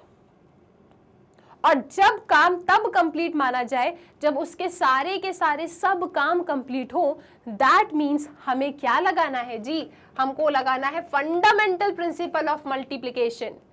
क्योंकि फंडामेंटल प्रिंसिपल ऑफ मल्टीप्लिकेशन में याद कीजिए वो एग्जाम्पल जब टीचर को काम दिया गया था सिलेक्शन का, और वो सिलेक्शन कब कंप्लीट हो रहा था, जब teacher a boy and a girl दोनों को सिलेक्ट करे। तो जब कोई काम कुछ सब काम में डिवाइडेड हो रहा है और जब ये सारे के सारे सब काम कंप्लीट हो तब मेरा मेन काम कंप्लीट माना जा रहा है। दैट मीन्स हमको फंडामेंटल प्रिंसिपल ऑफ मल्टीप्लिकेशन लगाना है।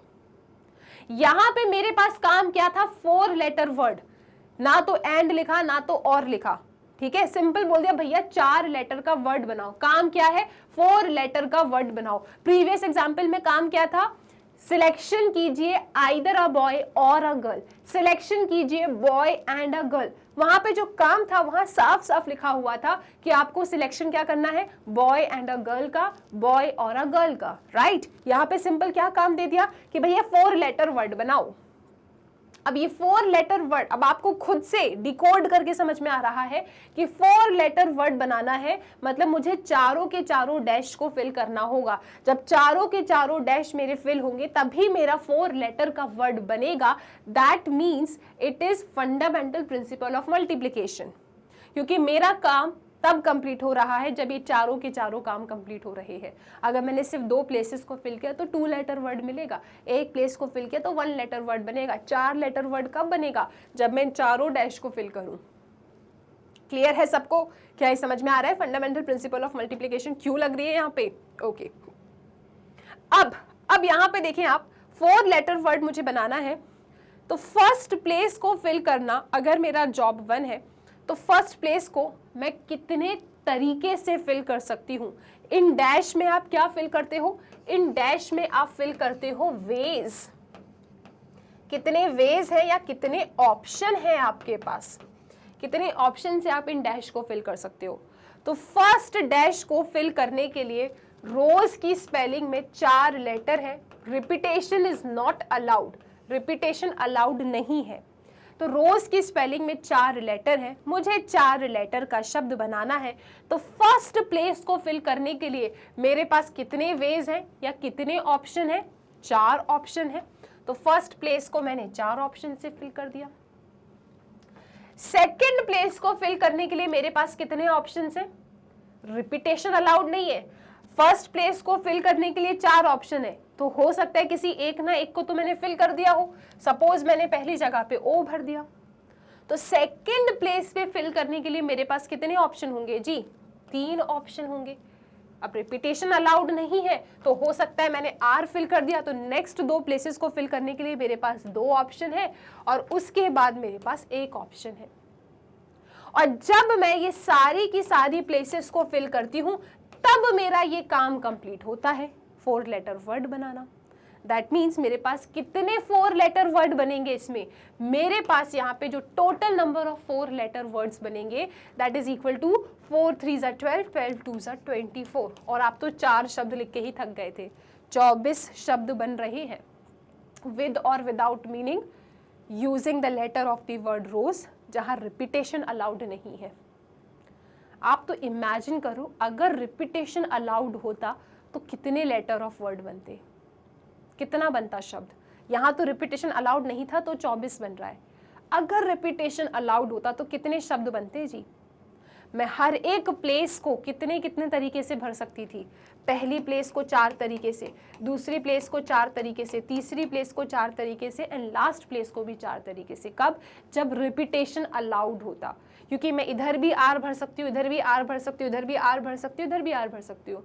मतलब ऐसा नहीं कि एक फिल कर दिया तो उसको दोबारा फिल नहीं कर सकते, आप फिल कर सकते हो। तो हर प्लेस को फिल करने के लिए आपके पास कितने ऑप्शंस होते? 4 ऑप्शंस होते। तो फर्स्ट प्लेस में भी 4 ऑप्शंस थे, सेकंड में भी 4, थर्ड में भी 4, फोर्थ में भी 4। तो अगर ये लोग कह देते कि भैया रिपीटेशन अलाउड है ना, तो आपके पास टोटल नंबर ऑफ वर्ड्स कितने बनते? 256 बनते, अगर रिपीटेशन अलाउड होता तब। यहाँ तो रिपीटेशन नॉट अलाउड है, लेकिन हमको हर टाइप का क्वेश्चन आना चाहिए, ठीक है। इफ इन केस बोल देते कि रिपीटेशन इज अलाउड तो उस केस में 4 × 4 × 4 × 4 दैट मीन्स 256 वर्ड्स बनते, ठीक है। इफ रिपीटेशन अलाउड होता, क्योंकि आप हर प्लेस को किसी भी ऑप्शन से भर सकते थे, ठीक है। तो टोटल ऑप्शंस, टोटल वेज आपके पास अवेलेबल थे, सारे के सारे, चारों के चारों। तो इस तरीके से हमने अपने इस एग्जाम्पल को कंप्लीट किया। आप देख रहे हो दूसरे चैप्टर की तरह ये चैप्टर नहीं है कि एक स्टेप लिखी फिर उस स्टेप से दूसरी स्टेप आई फिर तीसरी से किताबें पन्ने भर रहे हो ना। लॉजिक है भैया, लॉजिक अगर एकदम घुस गया ना दिमाग में तो क्वेश्चन हो गया ये, ठीक है, अदरवाइज तो नहीं हो पाएगा, राइट। तो इसको सिंप्लीफाई कराया है मैंने ऐसे कि अगर कोई काम कुछ सब काम में डिवाइडेड है और जब ये सारे के सारे सब काम हो तब ये काम कंप्लीट माना जाए, right. That means fundamental principle of multiplication. अगर कोई काम तब कंप्लीट माना जाता जब आइदर इसमें से कोई भी एक हो जाता तो फंडामेंटल प्रिंसिपल ऑफ एडिशन लगता। यहाँ पे मेरा काम क्या था? 4 लेटर का शब्द बनाना। स्ट्रिक्टली कहा था भैया 4 लेटर का शब्द बनाना है, तो जब चारों के चारों प्लेसेस भरेंगे तभी शब्द बनेगा।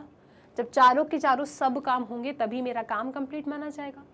That means fundamental principle of multiplication, ठीक है। क्लियर है सबको? चलो अब बात करते हैं कि इसको हमें लिखना कैसे है। आप लिखेंगे यहाँ पे the total number of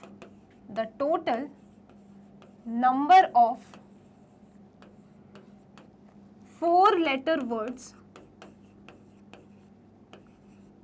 the total number of 4 letter words is same as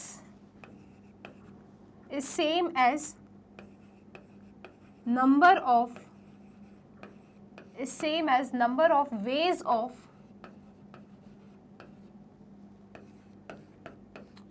filling in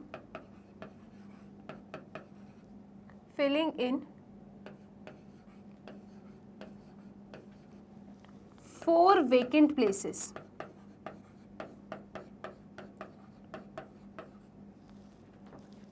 by 4-letter word, by the 4 letters. ठीक है, इनने आप लोगों से क्या पूछा है?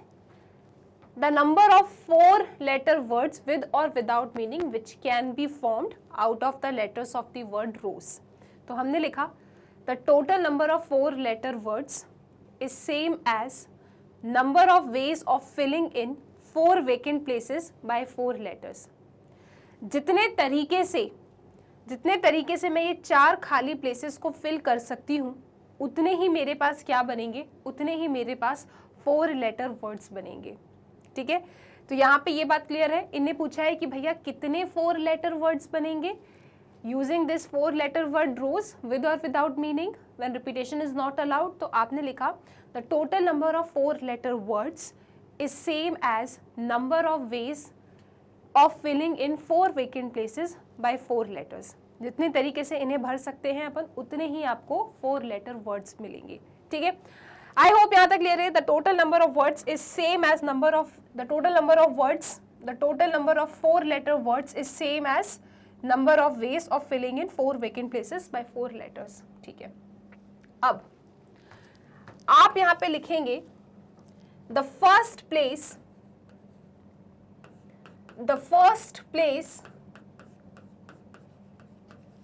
can be filled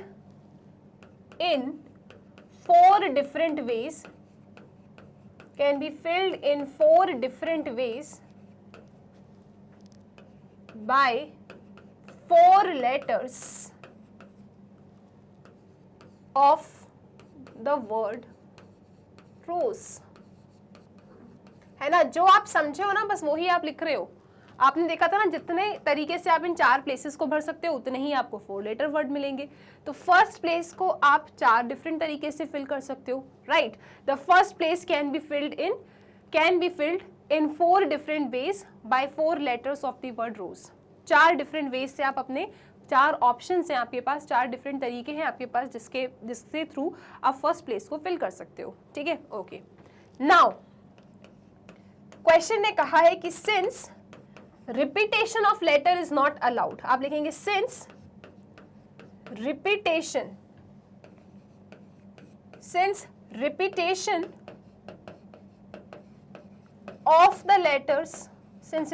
of the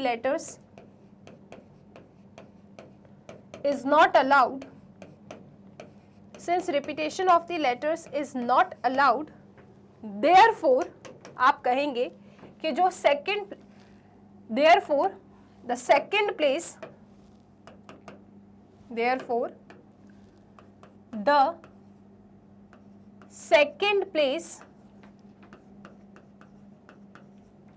can be filled in 3 different ways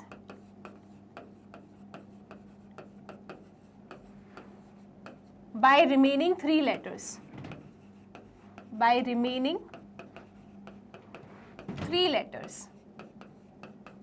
ठीक है, क्लियर है सबको? पहली प्लेस 4 तरीके से, दूसरी प्लेस 3 तरीके से, क्योंकि रिपीटेशन अलाउड नहीं है. फॉलोइंग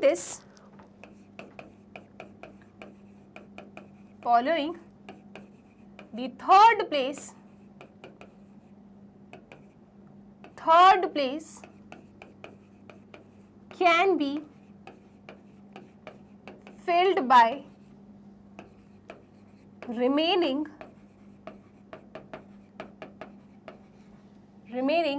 2 letters in 2 different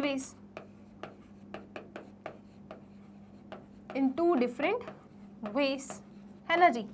सही बात है. ये सेम प्रोसीजर को फॉलो करते हुए जो आपके पास थर्ड प्लेस है वो रिमेनिंग 2 लेटर से 2 डिफरेंट वेज में आप फिल कर सकते हो.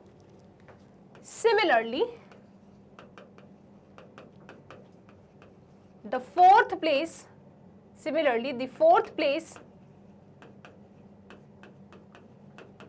can be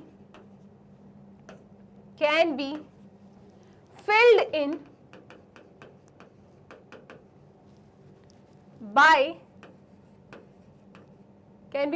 by remaining one letter in one way. ठीक है. Therefore, by fundamental principle of multiplication, क्योंकि जब आपने पहचान लिया है कि इसमें फंडामेंटल प्रिंसिपल ऑफ मल्टीप्लिकेशन लग रही है तो लिख भी दो. Therefore, by fundamental principle of multiplication,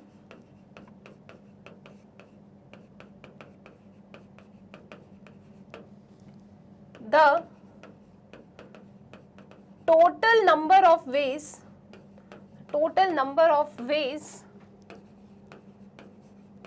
of filling 4 vacant places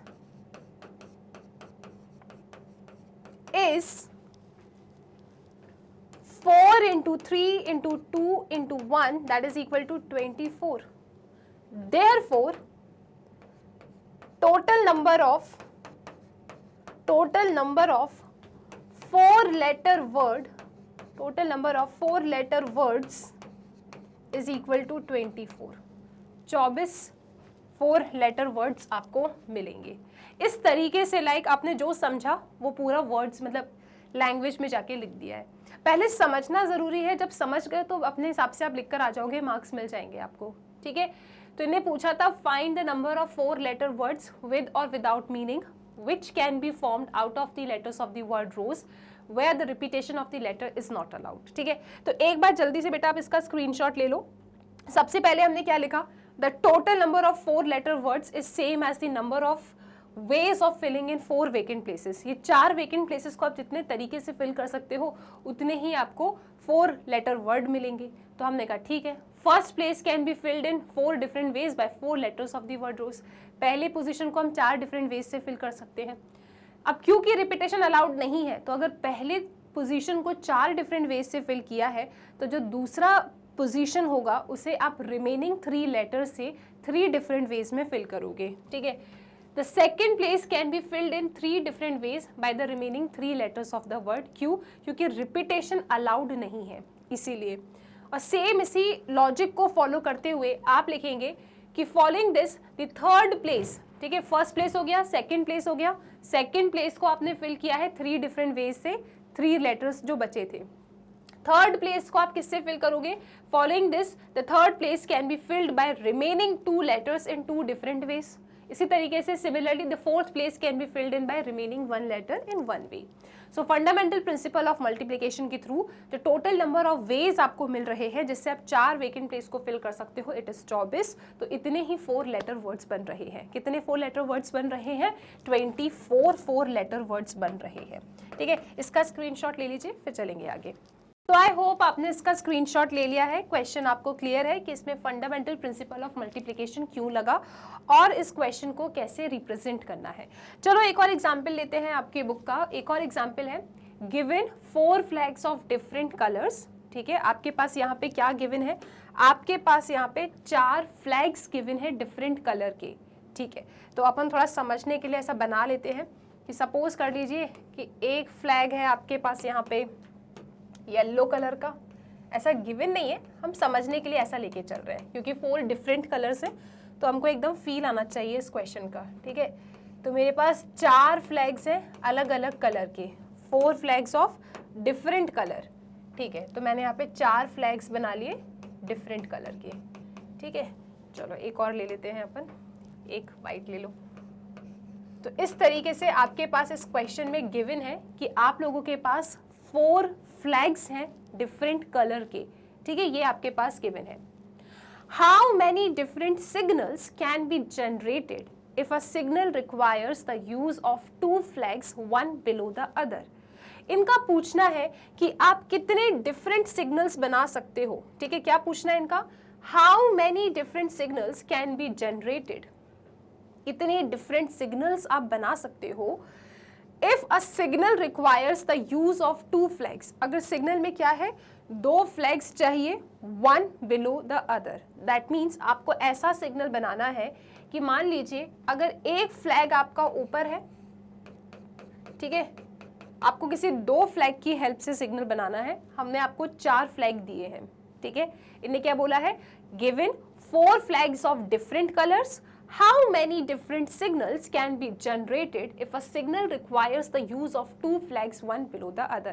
मैंने आपको ऐसे 4 कलर के फ्लैग्स दिए हैं, आपको इन 4 कलर के फ्लैग्स में से 2 कलर के फ्लैग को उठाना है, सिग्नल बनाना है। अब ये पूछ रहे हैं ऐसे कितने डिफरेंट सिग्नल्स बन सकते हैं, तो बहुत सारी कॉम्बिनेशंस पॉसिबल है यहाँ। तो अभी हम समझने के लिए बनाते हैं। मान लो हमने व्हाइट कलर का फ्लैग ऊपर रखा और नीचे इस तरीके से हमने येलो कलर का फ्लैग रखा, तो आप देख सकते हो जब मैं यहाँ पे व्हाइट ऊपर रख रही हूँ, येलो नीचे रख रही हूँ, तो मेरा ये क्या हो रहा है, सिग्नल बन रहा है।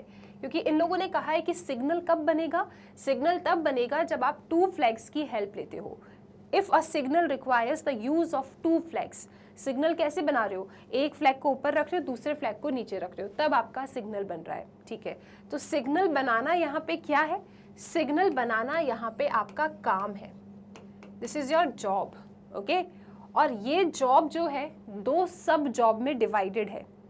वो सब जॉब क्या है कि ऊपर एक कलर का फ्लैग रखिए एंड नीचे एक कलर का फ्लैग रखिए।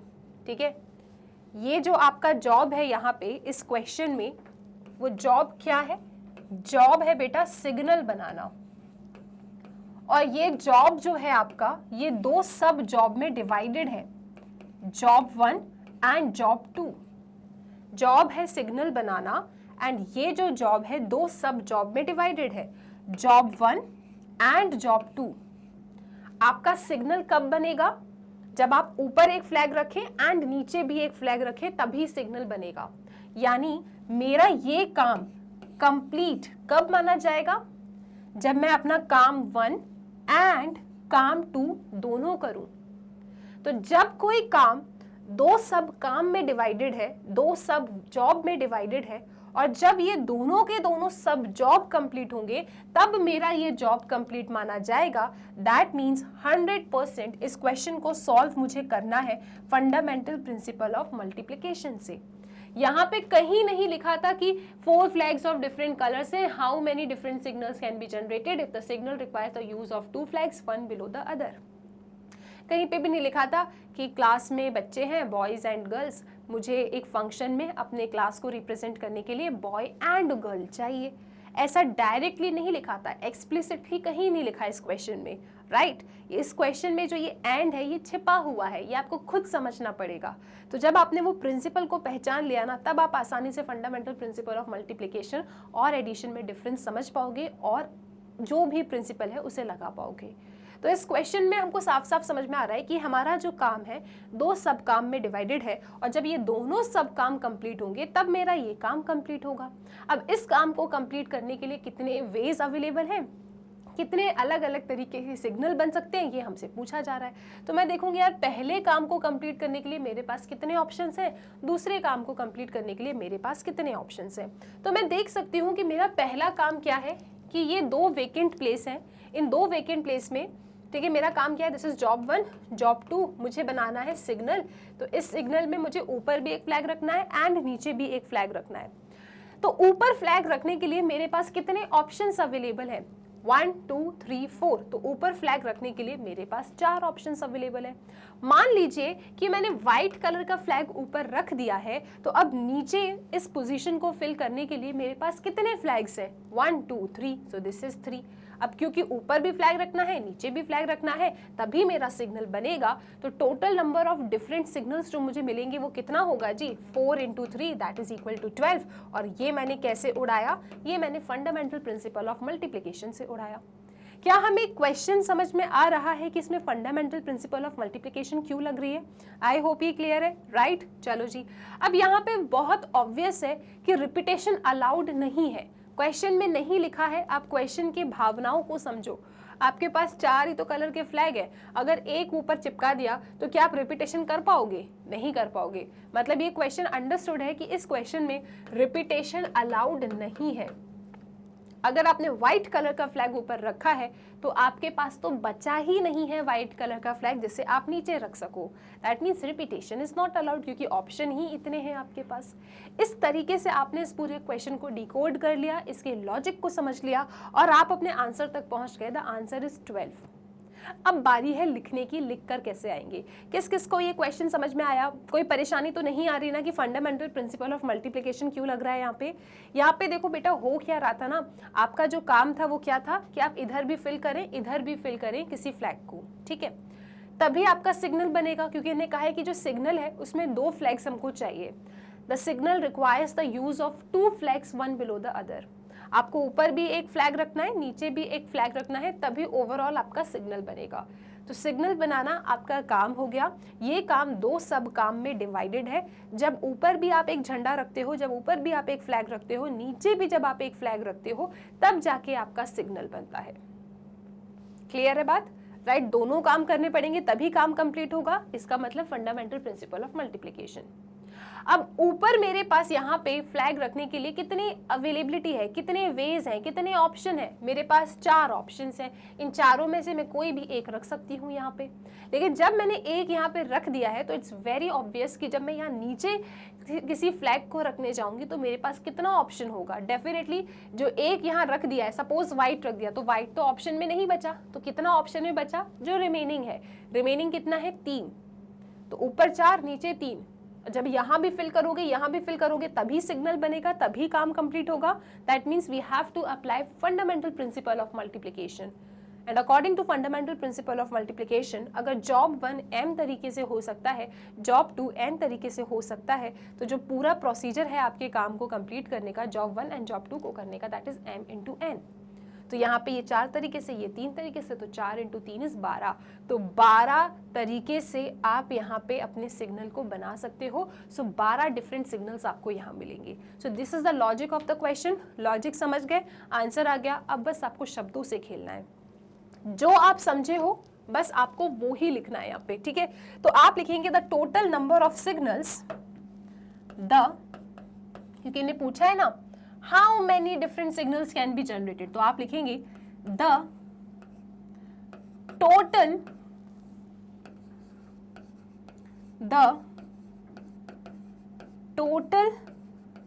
Number of different signals, the total number of different signals is same as number of ways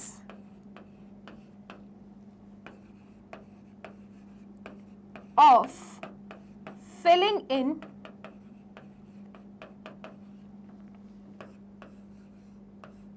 filling in two vacant places in succession by 4 different flags। ठीक है जी। The total number of different signals is same as number of ways of filling in 2 vacant places in succession by 4 different flags। तो कितने तरीके से आप इन 2 vacant places को fill कर सकते हो, उतने ही आपको different signals मिलेंगे, ठीक है? तो आप लिखेंगे यहाँ पे the first place,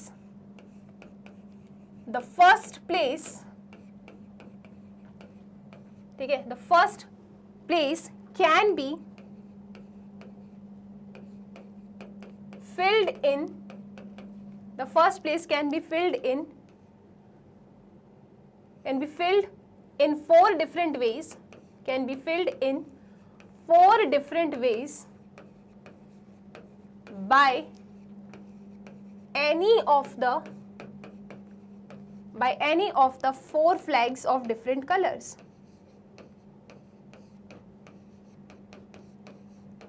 है ना जी? मुझे सिग्नल बनाना है, तो पहले पोजीशन को, the first place can be filled in 4 different veg, 4 different ways से मैं इसे फिल कर सकती हूं by any of the 4 flags of different colour. जो 4 तरीके के डिफरेंट कलर्स के फ्लैग है, तो उन चारों में से किसी भी एक को मतलब 4 तरीके से मैं इसे फिल कर सकती हूँ। फर्स्ट प्लेस के लिए मेरे पास कितने ऑप्शंस अवेलेबल हैं? 4 ऑप्शंस अवेलेबल है। The first place can be filled in 4 different ways by any of the 4 flags of different colours. तो 4 कलर के जो डिफरेंट फ्लैग्स हैं आपके पास, उन चारों में से किसी भी एक फ्लैग से आप फिल कर सकते हो। मतलब इस पोजीशन को फिल करने के लिए 4 डिफरेंट वेज हैं, और वो 4 डिफरेंट वेज क्या है? By any of the 4 flags. ठीक है, 4 डिफरेंट तरीके से आप फिल कर सकते हो। व्हाइट फिल सकते, फॉर एग्जांपल व्हाइट है, येलो है, रेड है, ग्रीन है, तो इन चारों में से कोई भी आप यहाँ पे फिल कर सकते हो। हमेशा याद रखना ऑप्शंस को फिल करते, कितने ऑप्शंस है, कितने तरीके हैं। तो फर्स्ट प्लेस में आपके पास 4 डिफरेंट वेज हैं, क्योंकि आपके पास यहाँ पे 4 फ्लैग्स है डिफरेंट कलर के। अब आप लिखेंगे the second place, since clearly there can be no repetition, there can be no repetition, क्योंकि रिपीटेशन के तो सवाल ही नहीं उठता है। इस क्वेश्चन में रिपीटेशन तो हो ही नहीं सकता है। तो आप लिखेंगे since clearly, कहाँ चला गया मेरा सवाल? since clearly there can be no repetition, the second vacant place can be filled in remaining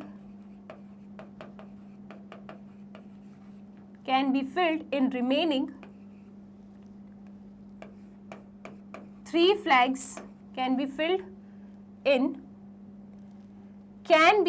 in remaining 3 flags in 3 different ways.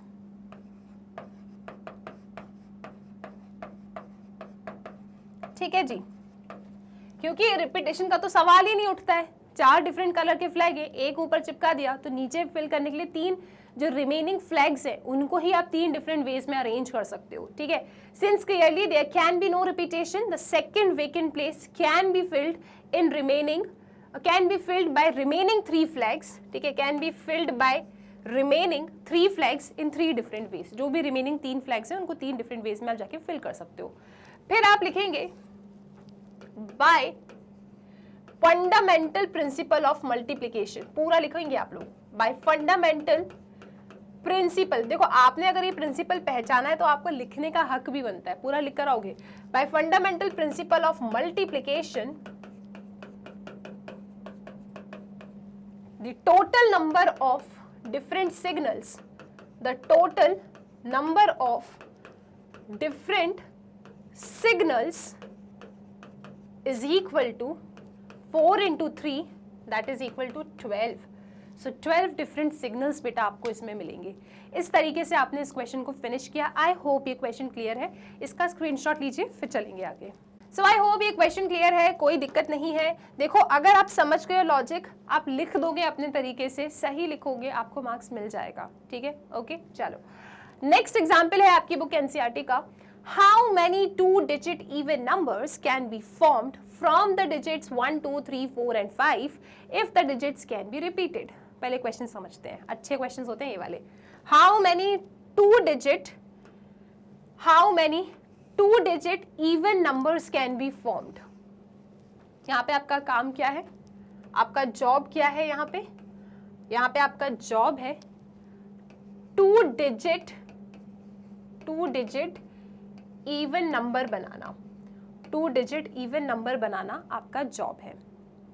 मतलब डेफिनेटली ये जॉब 2 सब जॉब में डिवाइडेड है, जॉब 1 एंड जॉब 2। कौन से 2 सब जॉब मैम?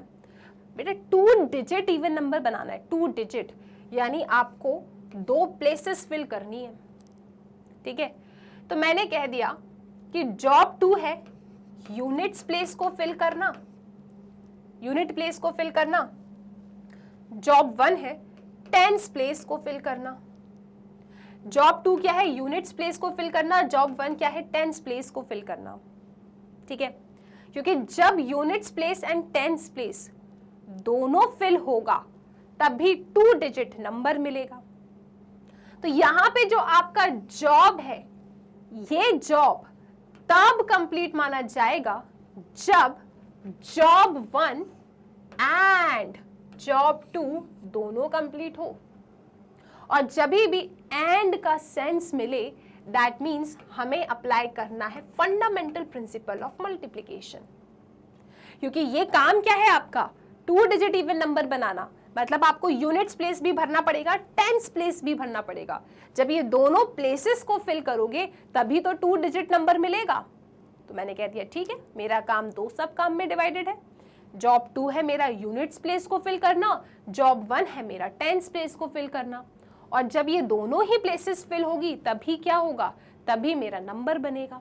तो ये काम कब कंप्लीट हो रहा है, जब ये भी हो एंड ये भी हो। और जब भी एंड का सेंस आ रहा है, फंडामेंटल प्रिंसिपल ऑफ मल्टीप्लिकेशन लगेगा, ठीक है। अब देखते हैं अपन कि जॉब 2 को करने के लिए कितने ऑप्शंस मेरे पास हैं, कितने तरीके मेरे पास हैं। तो मैंने कहा यार मेरे को जो 2 डिजिट इवन नंबर बनाना है वो मुझे इन डिजिट्स की हेल्प से बनाना है, 1 2 3 4 एंड 5।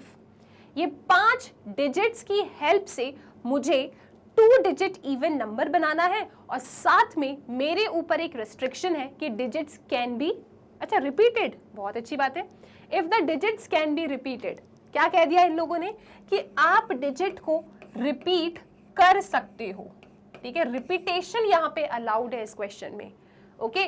आपको 2 डिजिट इवन नंबर बनाना है from the digits 1 2 3 4 5 if the digits can be repeated. शानदार क्वेश्चन, ठीक है। कितने, क्या पूछ रहे हैं, how many 2 digit even number, कितने 2 डिजिट इवन नंबर बना सकते हो। मैंने कहा ठीक है, मैंने पूरे क्वेश्चन का एकदम रोड मैप यहाँ पे बना लिया है। मुझे अंदर से पूरा क्लैरिटी हो चुकी है कि फंडामेंटल प्रिंसिपल ऑफ मल्टीप्लिकेशन है, क्योंकि 2 डिजिट इवन नंबर तब बनेगा जब units place and tens place मैं दोनों फिल कर पाऊँ। और जब भी कोई काम 2 सब काम में डिवाइडेड है और ये काम तब कंप्लीट माना जाए जब ये दोनों के दोनों सब काम कंप्लीट हो, that means we have to apply fundamental principle of multiplication, ठीक है जी। अब बात करते हैं सबसे पहले कि हमको बनाना क्या है। हमको बनाना है 2 डिजिट इवन नंबर। अब ये इवन नंबर दिखते कैसे हैं, क्या आप मुझे 2 डिजिट इवन नंबर बता सकते हो कुछ? मैम जैसे कि इन डिजिट्स के थ्रू अगर बनाना है तो मैम हम आपको बताते हैं कि कैसे कैसे 2 डिजिट इवन नंबर बन सकते हैं। मैम 12 एक 2 डिजिट इवन नंबर है, ओके जी।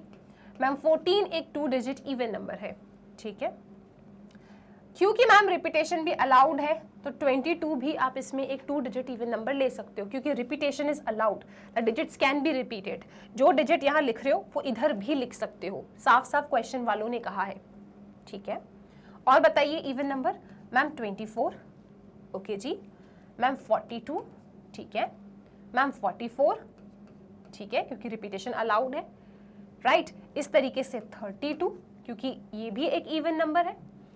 इसी तरीके से 34, ये भी एक इवन नंबर है, एंड सो ऑन। अब ये इवन नंबर्स क्यों हैं? क्योंकि सबके सब नंबर 2 से डिविजिबल है। आप इन्हें 2 से डिवाइड करोगे कंप्लीटली डिवाइड हो जाएंगे। या फिर नॉर्मली अगर आपको याद रखना है, सो कोई भी नंबर जिसका यूनिट्स प्लेस 0 2 4 6 8 से एंड हो तो वो नंबर्स आपके इवन नंबर्स होते हैं। तो यहाँ पे आप देख सकते हो 2 4 से एंड हो रहे हैं units place, that means definitely ये नंबर कैसे है, मेरे इवन नंबर है।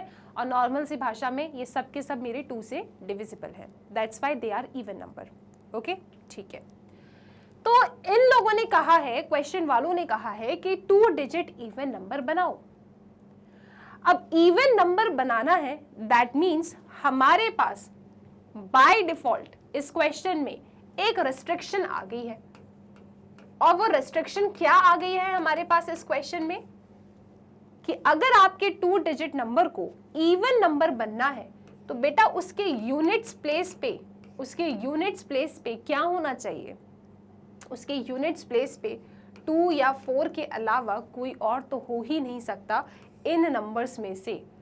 अगर मैंने यूनिट्स प्लेस पे 1 रखा, 3 रखा, 5 रखा तो मेरा नंबर ऑड नंबर कहलाएगा। तो कोई भी नंबर जिसका यूनिट्स प्लेस पे आपको 0, 2, 4, 6, 8 दिखता है वो नंबर्स आपके इवन नंबर्स होते हैं।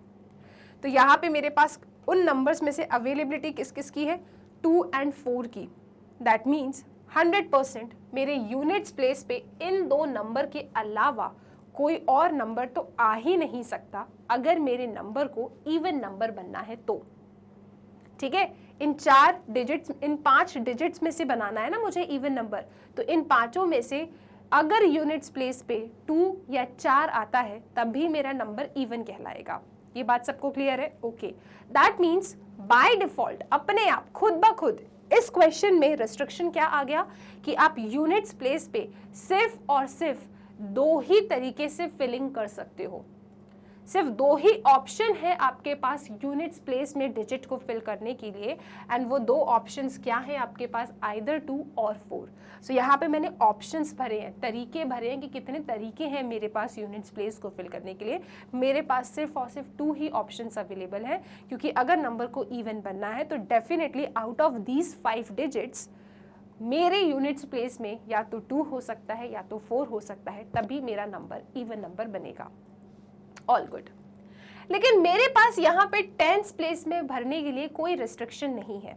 यहाँ पे मैं कैसा भी नंबर फिल कर सकती हूँ out of these 5 digit.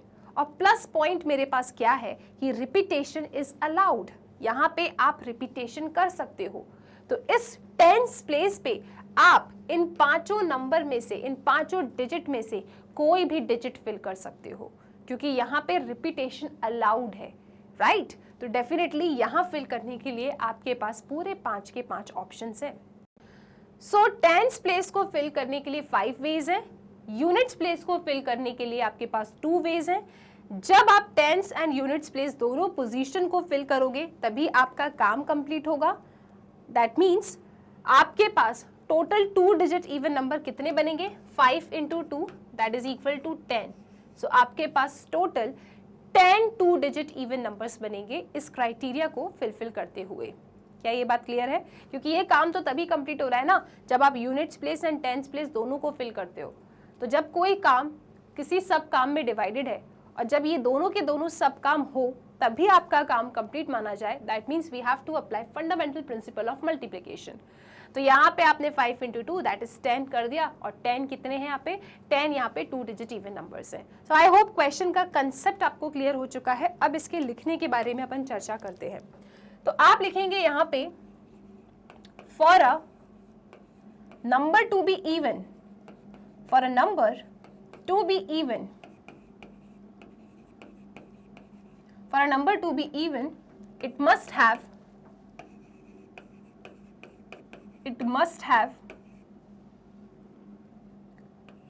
2 or 4 at its units place। ठीक है जी, क्योंकि क्वेश्चन में मेरे पास सिर्फ 2 और 4 की अवेलेबिलिटी है।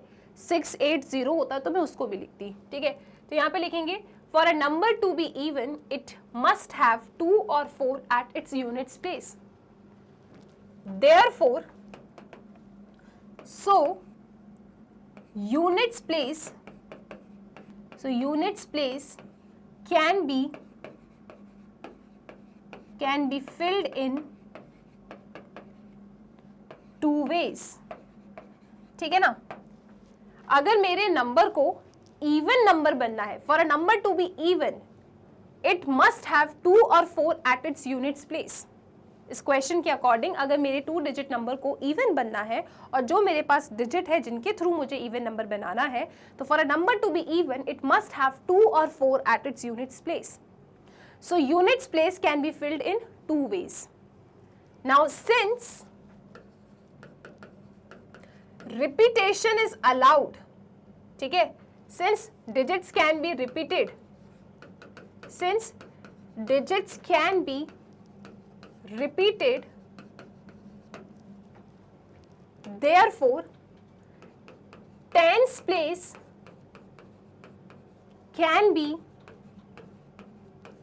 tens place can be filled in 5 ways. क्योंकि 5 के 5 डिजिट्स हैं तो 5 वेज से फिल कर सकती हूँ, 5 ऑप्शंस है मेरे पास. तो लास्ट में लिखेंगे bye fundamental principle of multiplication, पूरी स्पेलिंग लिखेंगे आप. Bye fundamental principle of multiplication total number of 2-digit even number, total number of 2-digit even number is equal to 5 into 2, that is equal to 10. So 10 2-digit even numbers आपको मिलेंगे इस criteria को fill करते हुए. सो I hope ये question clear है किस तरीके से इन क्वेश्चंस को टारगेट करना है. चलते हैं अपने बुक के लास्ट एग्जाम्पल की तरफ. इससे अपना ओवरव्यू 6.1 कंप्लीट हो जाएगा. नेक्स्ट वीडियो में 6.1 के क्वेश्चन सॉल्व करेंगे. ठीक है, चलिए जी. तो ये एग्जाम्पल देखो और इस एग्जाम्पल पे स्टार लगा लो, बहुत इंपॉर्टेंट है. अब ये क्वेश्चन क्या कह रहा है आपसे, find the number of different signals that can be generated by arranging. अब यहां से ट्विस्ट आया है, by arranging at least 2 flags in order, one below the other, on a vertical staff if 5 different flags are available. आपके पास 5 different flags available है. ठीक है जी, आपके पास 5 डिफरेंट फ्लैग्स अवेलेबल है. डिफरेंट है ये, राइट. तो इसको थोड़ा वैसे ही लिखते हैं अपन. चलो आ जाओ. मान लो एक येलो कलर का है, ठीक है, क्योंकि इन्हें डिफरेंट बोला है. एक फ्लैग आपका येलो कलर का है, एक मान लीजिए रेड कलर का है, ठीक है, एक मान लो बेटा ग्रीन कलर का है, ठीक है, एक मान लो आप लोग ब्लू कलर का है, ठीक है, 1 2 3 4, और एक मान लो आप लोग पिंक कलर का है. ठीक है जी. तो आपके पास यहाँ पे 5 डिफरेंट फ्लैग्स हैं. इस क्वेश्चन में 5 डिफरेंट फ्लैग्स आपके पास अवेलेबल है on a vertical staff if 5 different flags are available. तो ये 5 डिफरेंट फ्लैग्स आपके पास हैं. अब आपसे पूछा क्या जा रहा है, find the number of different signals that can be generated by arranging at least 2 flags in order. ये आपसे कह रहे हैं number of different signals, number of different signals कितने बन पाएंगे, how many different signals will be formed, कब, by arranging at least 2 flags one below the other. At least 2 flags को अरेंज करके कितने डिफरेंट सिग्नल्स आप बना पाओगे, ये आपको बताना है. ठीक है, हाउ मैनी डिफरेंट सिग्नल्स आप बना पाएंगे यूजिंग एट लीस्ट 2 flags. और फ्लैग्स कैसे रखना है, 1 below the other. एक यहां रखा है, एक नीचे रखा है. अब यहां पे इस क्वेश्चन में एक शब्द आया है, इस क्वेश्चन में एक शब्द आया है at least.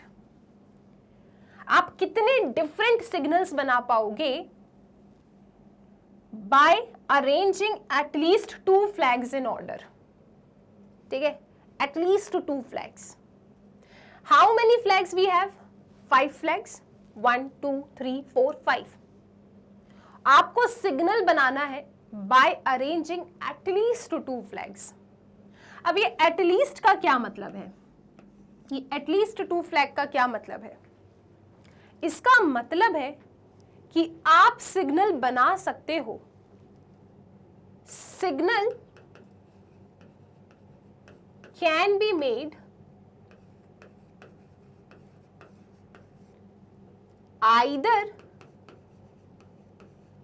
by using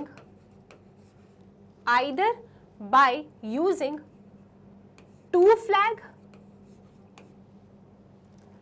3 flag, 4 flags और 5 flags. है ना. सिग्नल कब बन सकता है, by arranging at least 2 flags in order. तो आप 2 फ्लैग्स की हेल्प ले लो, 3 फ्लैग की हेल्प ले लो, 4 फ्लैग ले लो, 5 फ्लैग ले लो, आपको सिग्नल बनता हुआ मिल जाएगा। इनने बोला है ना, find the number of different signals that can be generated by arranging at least 2 flags in order. कितने सिग्नल्स आप बना पाओगे by arranging at least 2 flags in order, at least 2 flags की हेल्प लेके।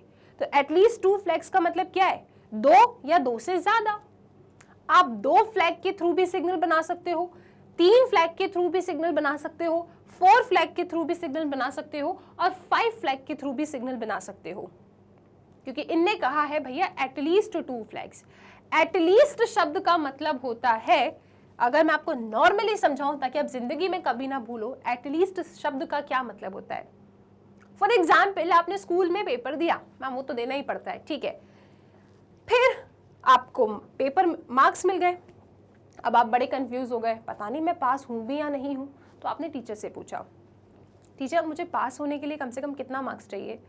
तो टीचर ने बोला, बेटा पास होने के लिए एटलीस्ट आपको 33 मार्क्स चाहिए। अच्छा, पेपर था 100 मार्क्स का, ठीक है। आपने टीचर से पूछा, टीचर पास होने के लिए कितना मार्क्स चाहिए। तो टीचर ने जवाब दिया, बेटा पास होने के लिए एटलीस्ट 33 मार्क्स चाहिए। इसका मतलब मैं क्या समझूं, 33 पे भी पास हूं मैं, 34 पे भी पास हूं, 34.5 पे भी पास हूं, 36 पे भी पास हूं और 100 पे भी पास हूं। एटलीस्ट 33 का मतलब है 33 या 33 से ज्यादा। 35 पे फेल हो जाओगे क्या, 98 पे फेल हो जाओगे क्या।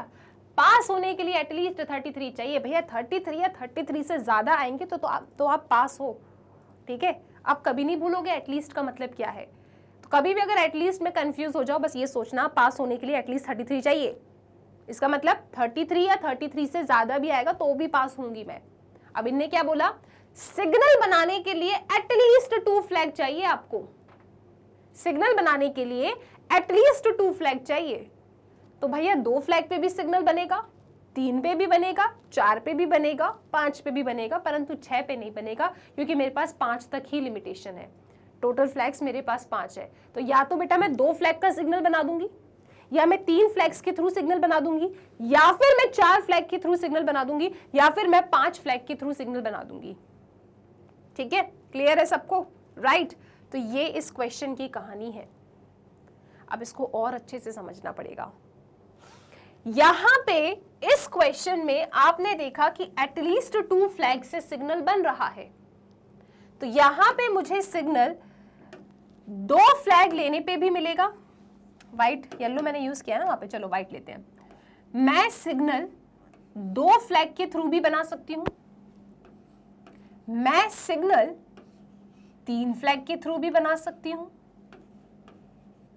4 फ्लैग्स के थ्रू भी मुझको सिग्नल मिलेगा, और 5 फ्लैग्स के थ्रू भी मुझको यहां पे सिग्नल मिलेगा। ठीक है, सिग्नल यहां पे ने बोला है ना at least 2 flags in order, 1 below the other, at least 2 flags. तो यहां पे मेरा काम क्या है, मेरा काम है सिग्नल बनाना। और सिग्नल मुझे कब कब मिल सकता है, सिग्नल मुझे मिल सकता है या तो 2 फ्लैग्स के थ्रू, या तो 3 फ्लैग्स के थ्रू, 4 फ्लैग्स के थ्रू, या 5 फ्लैग्स के थ्रू। तो आप जरा यहां पे ध्यान से समझना। अब यहां पे मेरा काम है सिग्नल बनाना। अब सिग्नल तो मेरा 2 फ्लैग से भी बन सकता है। मान लो 2 फ्लैग से सिग्नल बनाना मेरा जॉब 1 है, जॉब 2 मेरा है 3 फ्लैग से सिग्नल बनाना, जॉब 3 है मेरा 4 फ्लैग से सिग्नल बनाना, एंड जॉब 5 है मेरा 5 फ्लैग से सिग्नल बनाना, जॉब 4 है मेरा 5 फ्लैग से सिग्नल बनाना। मेरा इस क्वेश्चन में काम था सिग्नल बनाना। सिग्नल तो 2 फ्लैग का भी बन सकता है, 3 फ्लैग का भी बन सकता है, 4 फ्लैग का भी बन सकता है, 5 फ्लैग का भी बन सकता है। तो अगर मैं 2 फ्लैग का सिग्नल बनाऊंगी तो भी सिग्नल बनेगा, या फिर मैं 3 फ्लैग का सिग्नल बनाऊंगी तो भी सिग्नल बनेगा, या फिर मैं 4 फ्लैग का सिग्नल बनाऊंगी तो भी सिग्नल बनेगा, या फिर मैं 5 फ्लैग का सिग्नल बनाऊंगी तो भी सिग्नल बनेगा। यानी इस काम को होने के लिए ऐसा जरूरी नहीं है कि ये चारों के चारों सब काम को होना पड़ेगा तभी ये काम होगा। इसमें से कोई भी हो जाएगा तो भी काम हो जाएगा। अगर मैंने 2 फ्लैग का सिग्नल बनाया तो भी मेरा सिग्नल बनेगा, अगर मैंने 3 फ्लैग का सिग्नल बनाया तो भी मेरा सिग्नल बनेगा, या फिर और मैं 4 फ्लैग का सिग्नल बनाऊं तब भी मेरा सिग्नल बनेगा, मैं 5 फ्लैग का सिग्नल बनाऊं तब भी मेरा सिग्नल बनेगा। दैट मीन्स यहां पे इस काम के कंप्लीशन के लिए इन चारों के काम का होना जरूरी नहीं है। Either you make signal of 2 flag और 3 फ्लैग और 4 फ्लैग और 5 flag, signal will be made. ठीक है, और का सेंस आ रहा है। दैट मीन्स यहां पे जो टोटल नंबर ऑफ सिग्नल्स होंगे आपके वो कैसे होंगे, सिग्नल ऑफ 2 फ्लैग और सिग्नल ऑफ 3 फ्लैग और सिग्नल ऑफ 4 फ्लैग और सिग्नल ऑफ 5 फ्लैग, एंड और हमें किसका सेंस देता है, प्लस का सेंस देता है। ठीक है, दैट मीन्स इस क्वेश्चन में हमने अभी क्या लगाया, फंडामेंटल प्रिंसिपल ऑफ एडिशन लगाया। ठीक है, काम करना था सिग्नल बनाना। भाई सिग्नल तो तब भी बन रहा है जब आप जॉब 1 परफॉर्म करो, या फिर जॉब 2 परफॉर्म करो, या फिर जॉब 3 परफॉर्म करो, या जॉब 4 परफॉर्म करो। If we are making signal of 2 flag, that means doing job 1, हमारा सिग्नल तो बन रहा है ना। अगर मैं 4 फ्लैग का सिग्नल बना रही हूं तो भी मेरा सिग्नल बन रहा है, राइट? तो मेरा काम कब हो रहा है, मेरा जॉब कब कंप्लीट हो रहा है, जब आइदर मैं जॉब 1 परफॉर्म करूं और जॉब 2 परफॉर्म करूं और जॉब 3 परफॉर्म करूं और जॉब 4 परफॉर्म करूं, मतलब और का सेंस आ रहा है। और जब भी और का सेंस आए तो फंडामेंटल प्रिंसिपल ऑफ एडिशन लगता है। किस किस को ये बात समझ में आ गई है? अगर यहां तक समझ गए हो तो आप लोगों के चेहरे पे एक प्यारी सी मुस्कान आ जानी चाहिए। रटना नहीं है हमको, लॉजिक समझना है। मैं बोल रही हूँ हम ऐसा पढ़ेंगे ना परम्यूटेशन एंड कॉम्बिनेशन कि क्लास 11th के बाद भी हमको सब कुछ याद रहे, और जब अचानक से कॉम्पिटिटिव एग्जाम्स दोगे आप अपने ग्रेजुएशन के बाद, ठीक है, तब भी इनके क्वेश्चंस आते हैं। इनके क्वेश्चन क्वांटिटेटिव एप्टीट्यूड में पूछे जाते हैं, राइट? हम ऐसा पढ़ेंगे कि हमको तब तक ये चीज़ याद रहे, लॉजिक समझेंगे हम लोग। लॉजिक समझ में आ रहा है यहाँ तक? ठीक है, अब इतना लिखते हैं अपन, फिर आगे चलते हैं। तो आप यहाँ पे लिखेंगे सबसे पहले, चलो यहाँ से लिखना चालू करते हैं, क्योंकि यहाँ पे मुझे अभी और एक्सप्लेन करना है, पिक्चर अभी बाकी है। ठीक है, अभी और एक्सप्लेन करना है यहाँ पे। तो मैं लिखूंगी यहाँ पे सबसे पहले, सिंस अ सिग्नल में कंसिस्ट, आप लिखेंगे सिंस अ सिग्नल में consist, since a signal may consist either 2 flags, 3 flags, 4 flags और 5 flags। ठीक है, आपने लिख दिया यहाँ पे, since a signal may consist either 2 flags, 3 flags, 4 flags और 5 flags। ठीक है, so total number of signals, total number of signals is equal to number of 2 flag signal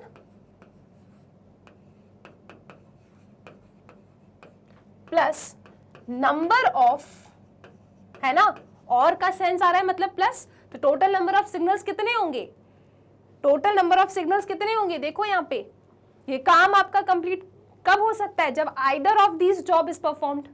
तो हमने कहा ठीक है, हमें क्या पता कौन सा जॉब परफॉर्म हुआ है, तो हमने कहा यार जॉब 1 को करने के लिए कितना ऑप्शन है, प्लस जॉब 2 को करने के लिए कितना ऑप्शन है, प्लस जॉब 3 को करने के लिए कितना ऑप्शन है, प्लस जॉब 4 को करने के लिए कितना ऑप्शन है, उतने आपको डिफरेंट सिग्नल्स मिल जाएंगे, क्योंकि उतने तरीके से मेरा जो जॉब है वो कंप्लीट हो सकता है।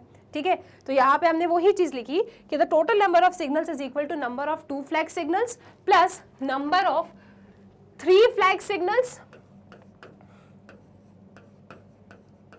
अब मैं ऐसा लिखूं कि सब कुछ एक लाइन में आ जाए, मैं वो चाहती हूँ। तो मैं यहाँ पे NO लिख रही हूँ, NO मतलब number. So number of 2 flag signal, ठीक है बच्चा, plus number of 3 flag signal plus number of 4 flag signal plus number of 5 flag signal, ठीक है जी। So these will be my total number of signals, right, क्योंकि काम था signal बनाना। अब सिग्नल तो मेरा 2 फ्लैग से, 3 फ्लैग से, 4 फ्लैग से, 5 फ्लैग से बन रहा है, right. So total number of signals क्या होगा, either of the job is completed. So भाई 2 फ्लैग का सिग्नल प्लस 3 फ्लैग का सिग्नल प्लस 4 फ्लैग का सिग्नल प्लस 5 फ्लैग का signal will give me my total number of signal, क्योंकि signal तो कभी भी बन रहा है, चाहे 2 फ्लैग लो, 3 फ्लैग लो, 4 फ्लैग लो या 5 फ्लैग लो, तो बीच में लगा दिया हमने प्लस, ठीक है। अभी फंडामेंटल प्रिंसिपल ऑफ एडिशन लगाए। अब बात करते हैं कि 2 फ्लैग सिग्नल्स कितने बनेंगे, ठीक है। अब इस क्वेश्चन में और थोड़ा गहराई में जाएंगे हम, ठीक है। अब हम बात करेंगे कि 2 फ्लैग सिग्नल्स कितने बन रहे हैं, 2 फ्लैग सिग्नल्स। सो 2 फ्लैग सिग्नल्स बनाना अब मेरा काम है, ठीक है।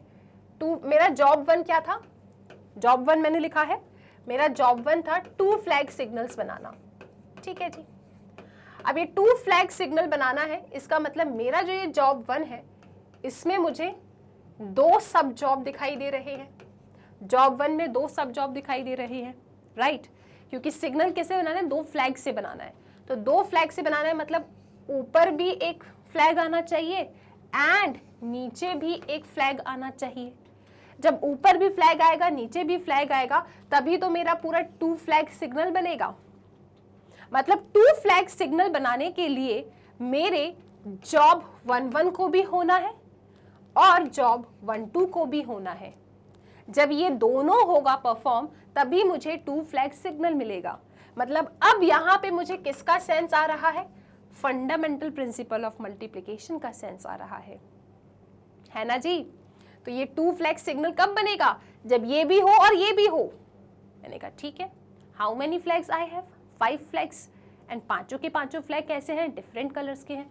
तो अगर ऊपर वाली पोजीशन को 5 तरीके से फिल कर सकते हैं, तो नीचे वाली पोजीशन को डेफिनेटली 4 तरीके से ही फिल कर सकते हो, क्योंकि सिंस आपके पास सिर्फ 5 डिफरेंट फ्लैग्स है, तो जो यहाँ चिपका दिया वो यहाँ तो नहीं आएगा। तो कितनी अवेलेबिलिटी है, कितने ऑप्शंस हैं, ऊपर 5 नीचे 4। अब क्योंकि ये भी परफॉर्म होगा, ये भी परफॉर्म होगा, तभी आपका ये काम खत्म होगा। मतलब फंडामेंटल प्रिंसिपल ऑफ मल्टीप्लिकेशन लगेगा। तो 2 फ्लैग सिग्नल्स कितने होंगे, 5 × 4 दैट इज 20। तो यहाँ पे नंबर ऑफ 2 फ्लैग सिग्नल्स कितने हैं, 5 × 4, यहाँ पे इज इक्वल टू ले लो, this is 5 × 4 plus number of 3 flag signals कब बनेगा, जब ऊपर भी फ्लैग हो, नीचे भी फ्लैग हो, उसके नीचे भी फ्लैग हो। जब तीनों जगह पे आप फ्लैग लगाओगे तभी आपका सिग्नल बनेगा।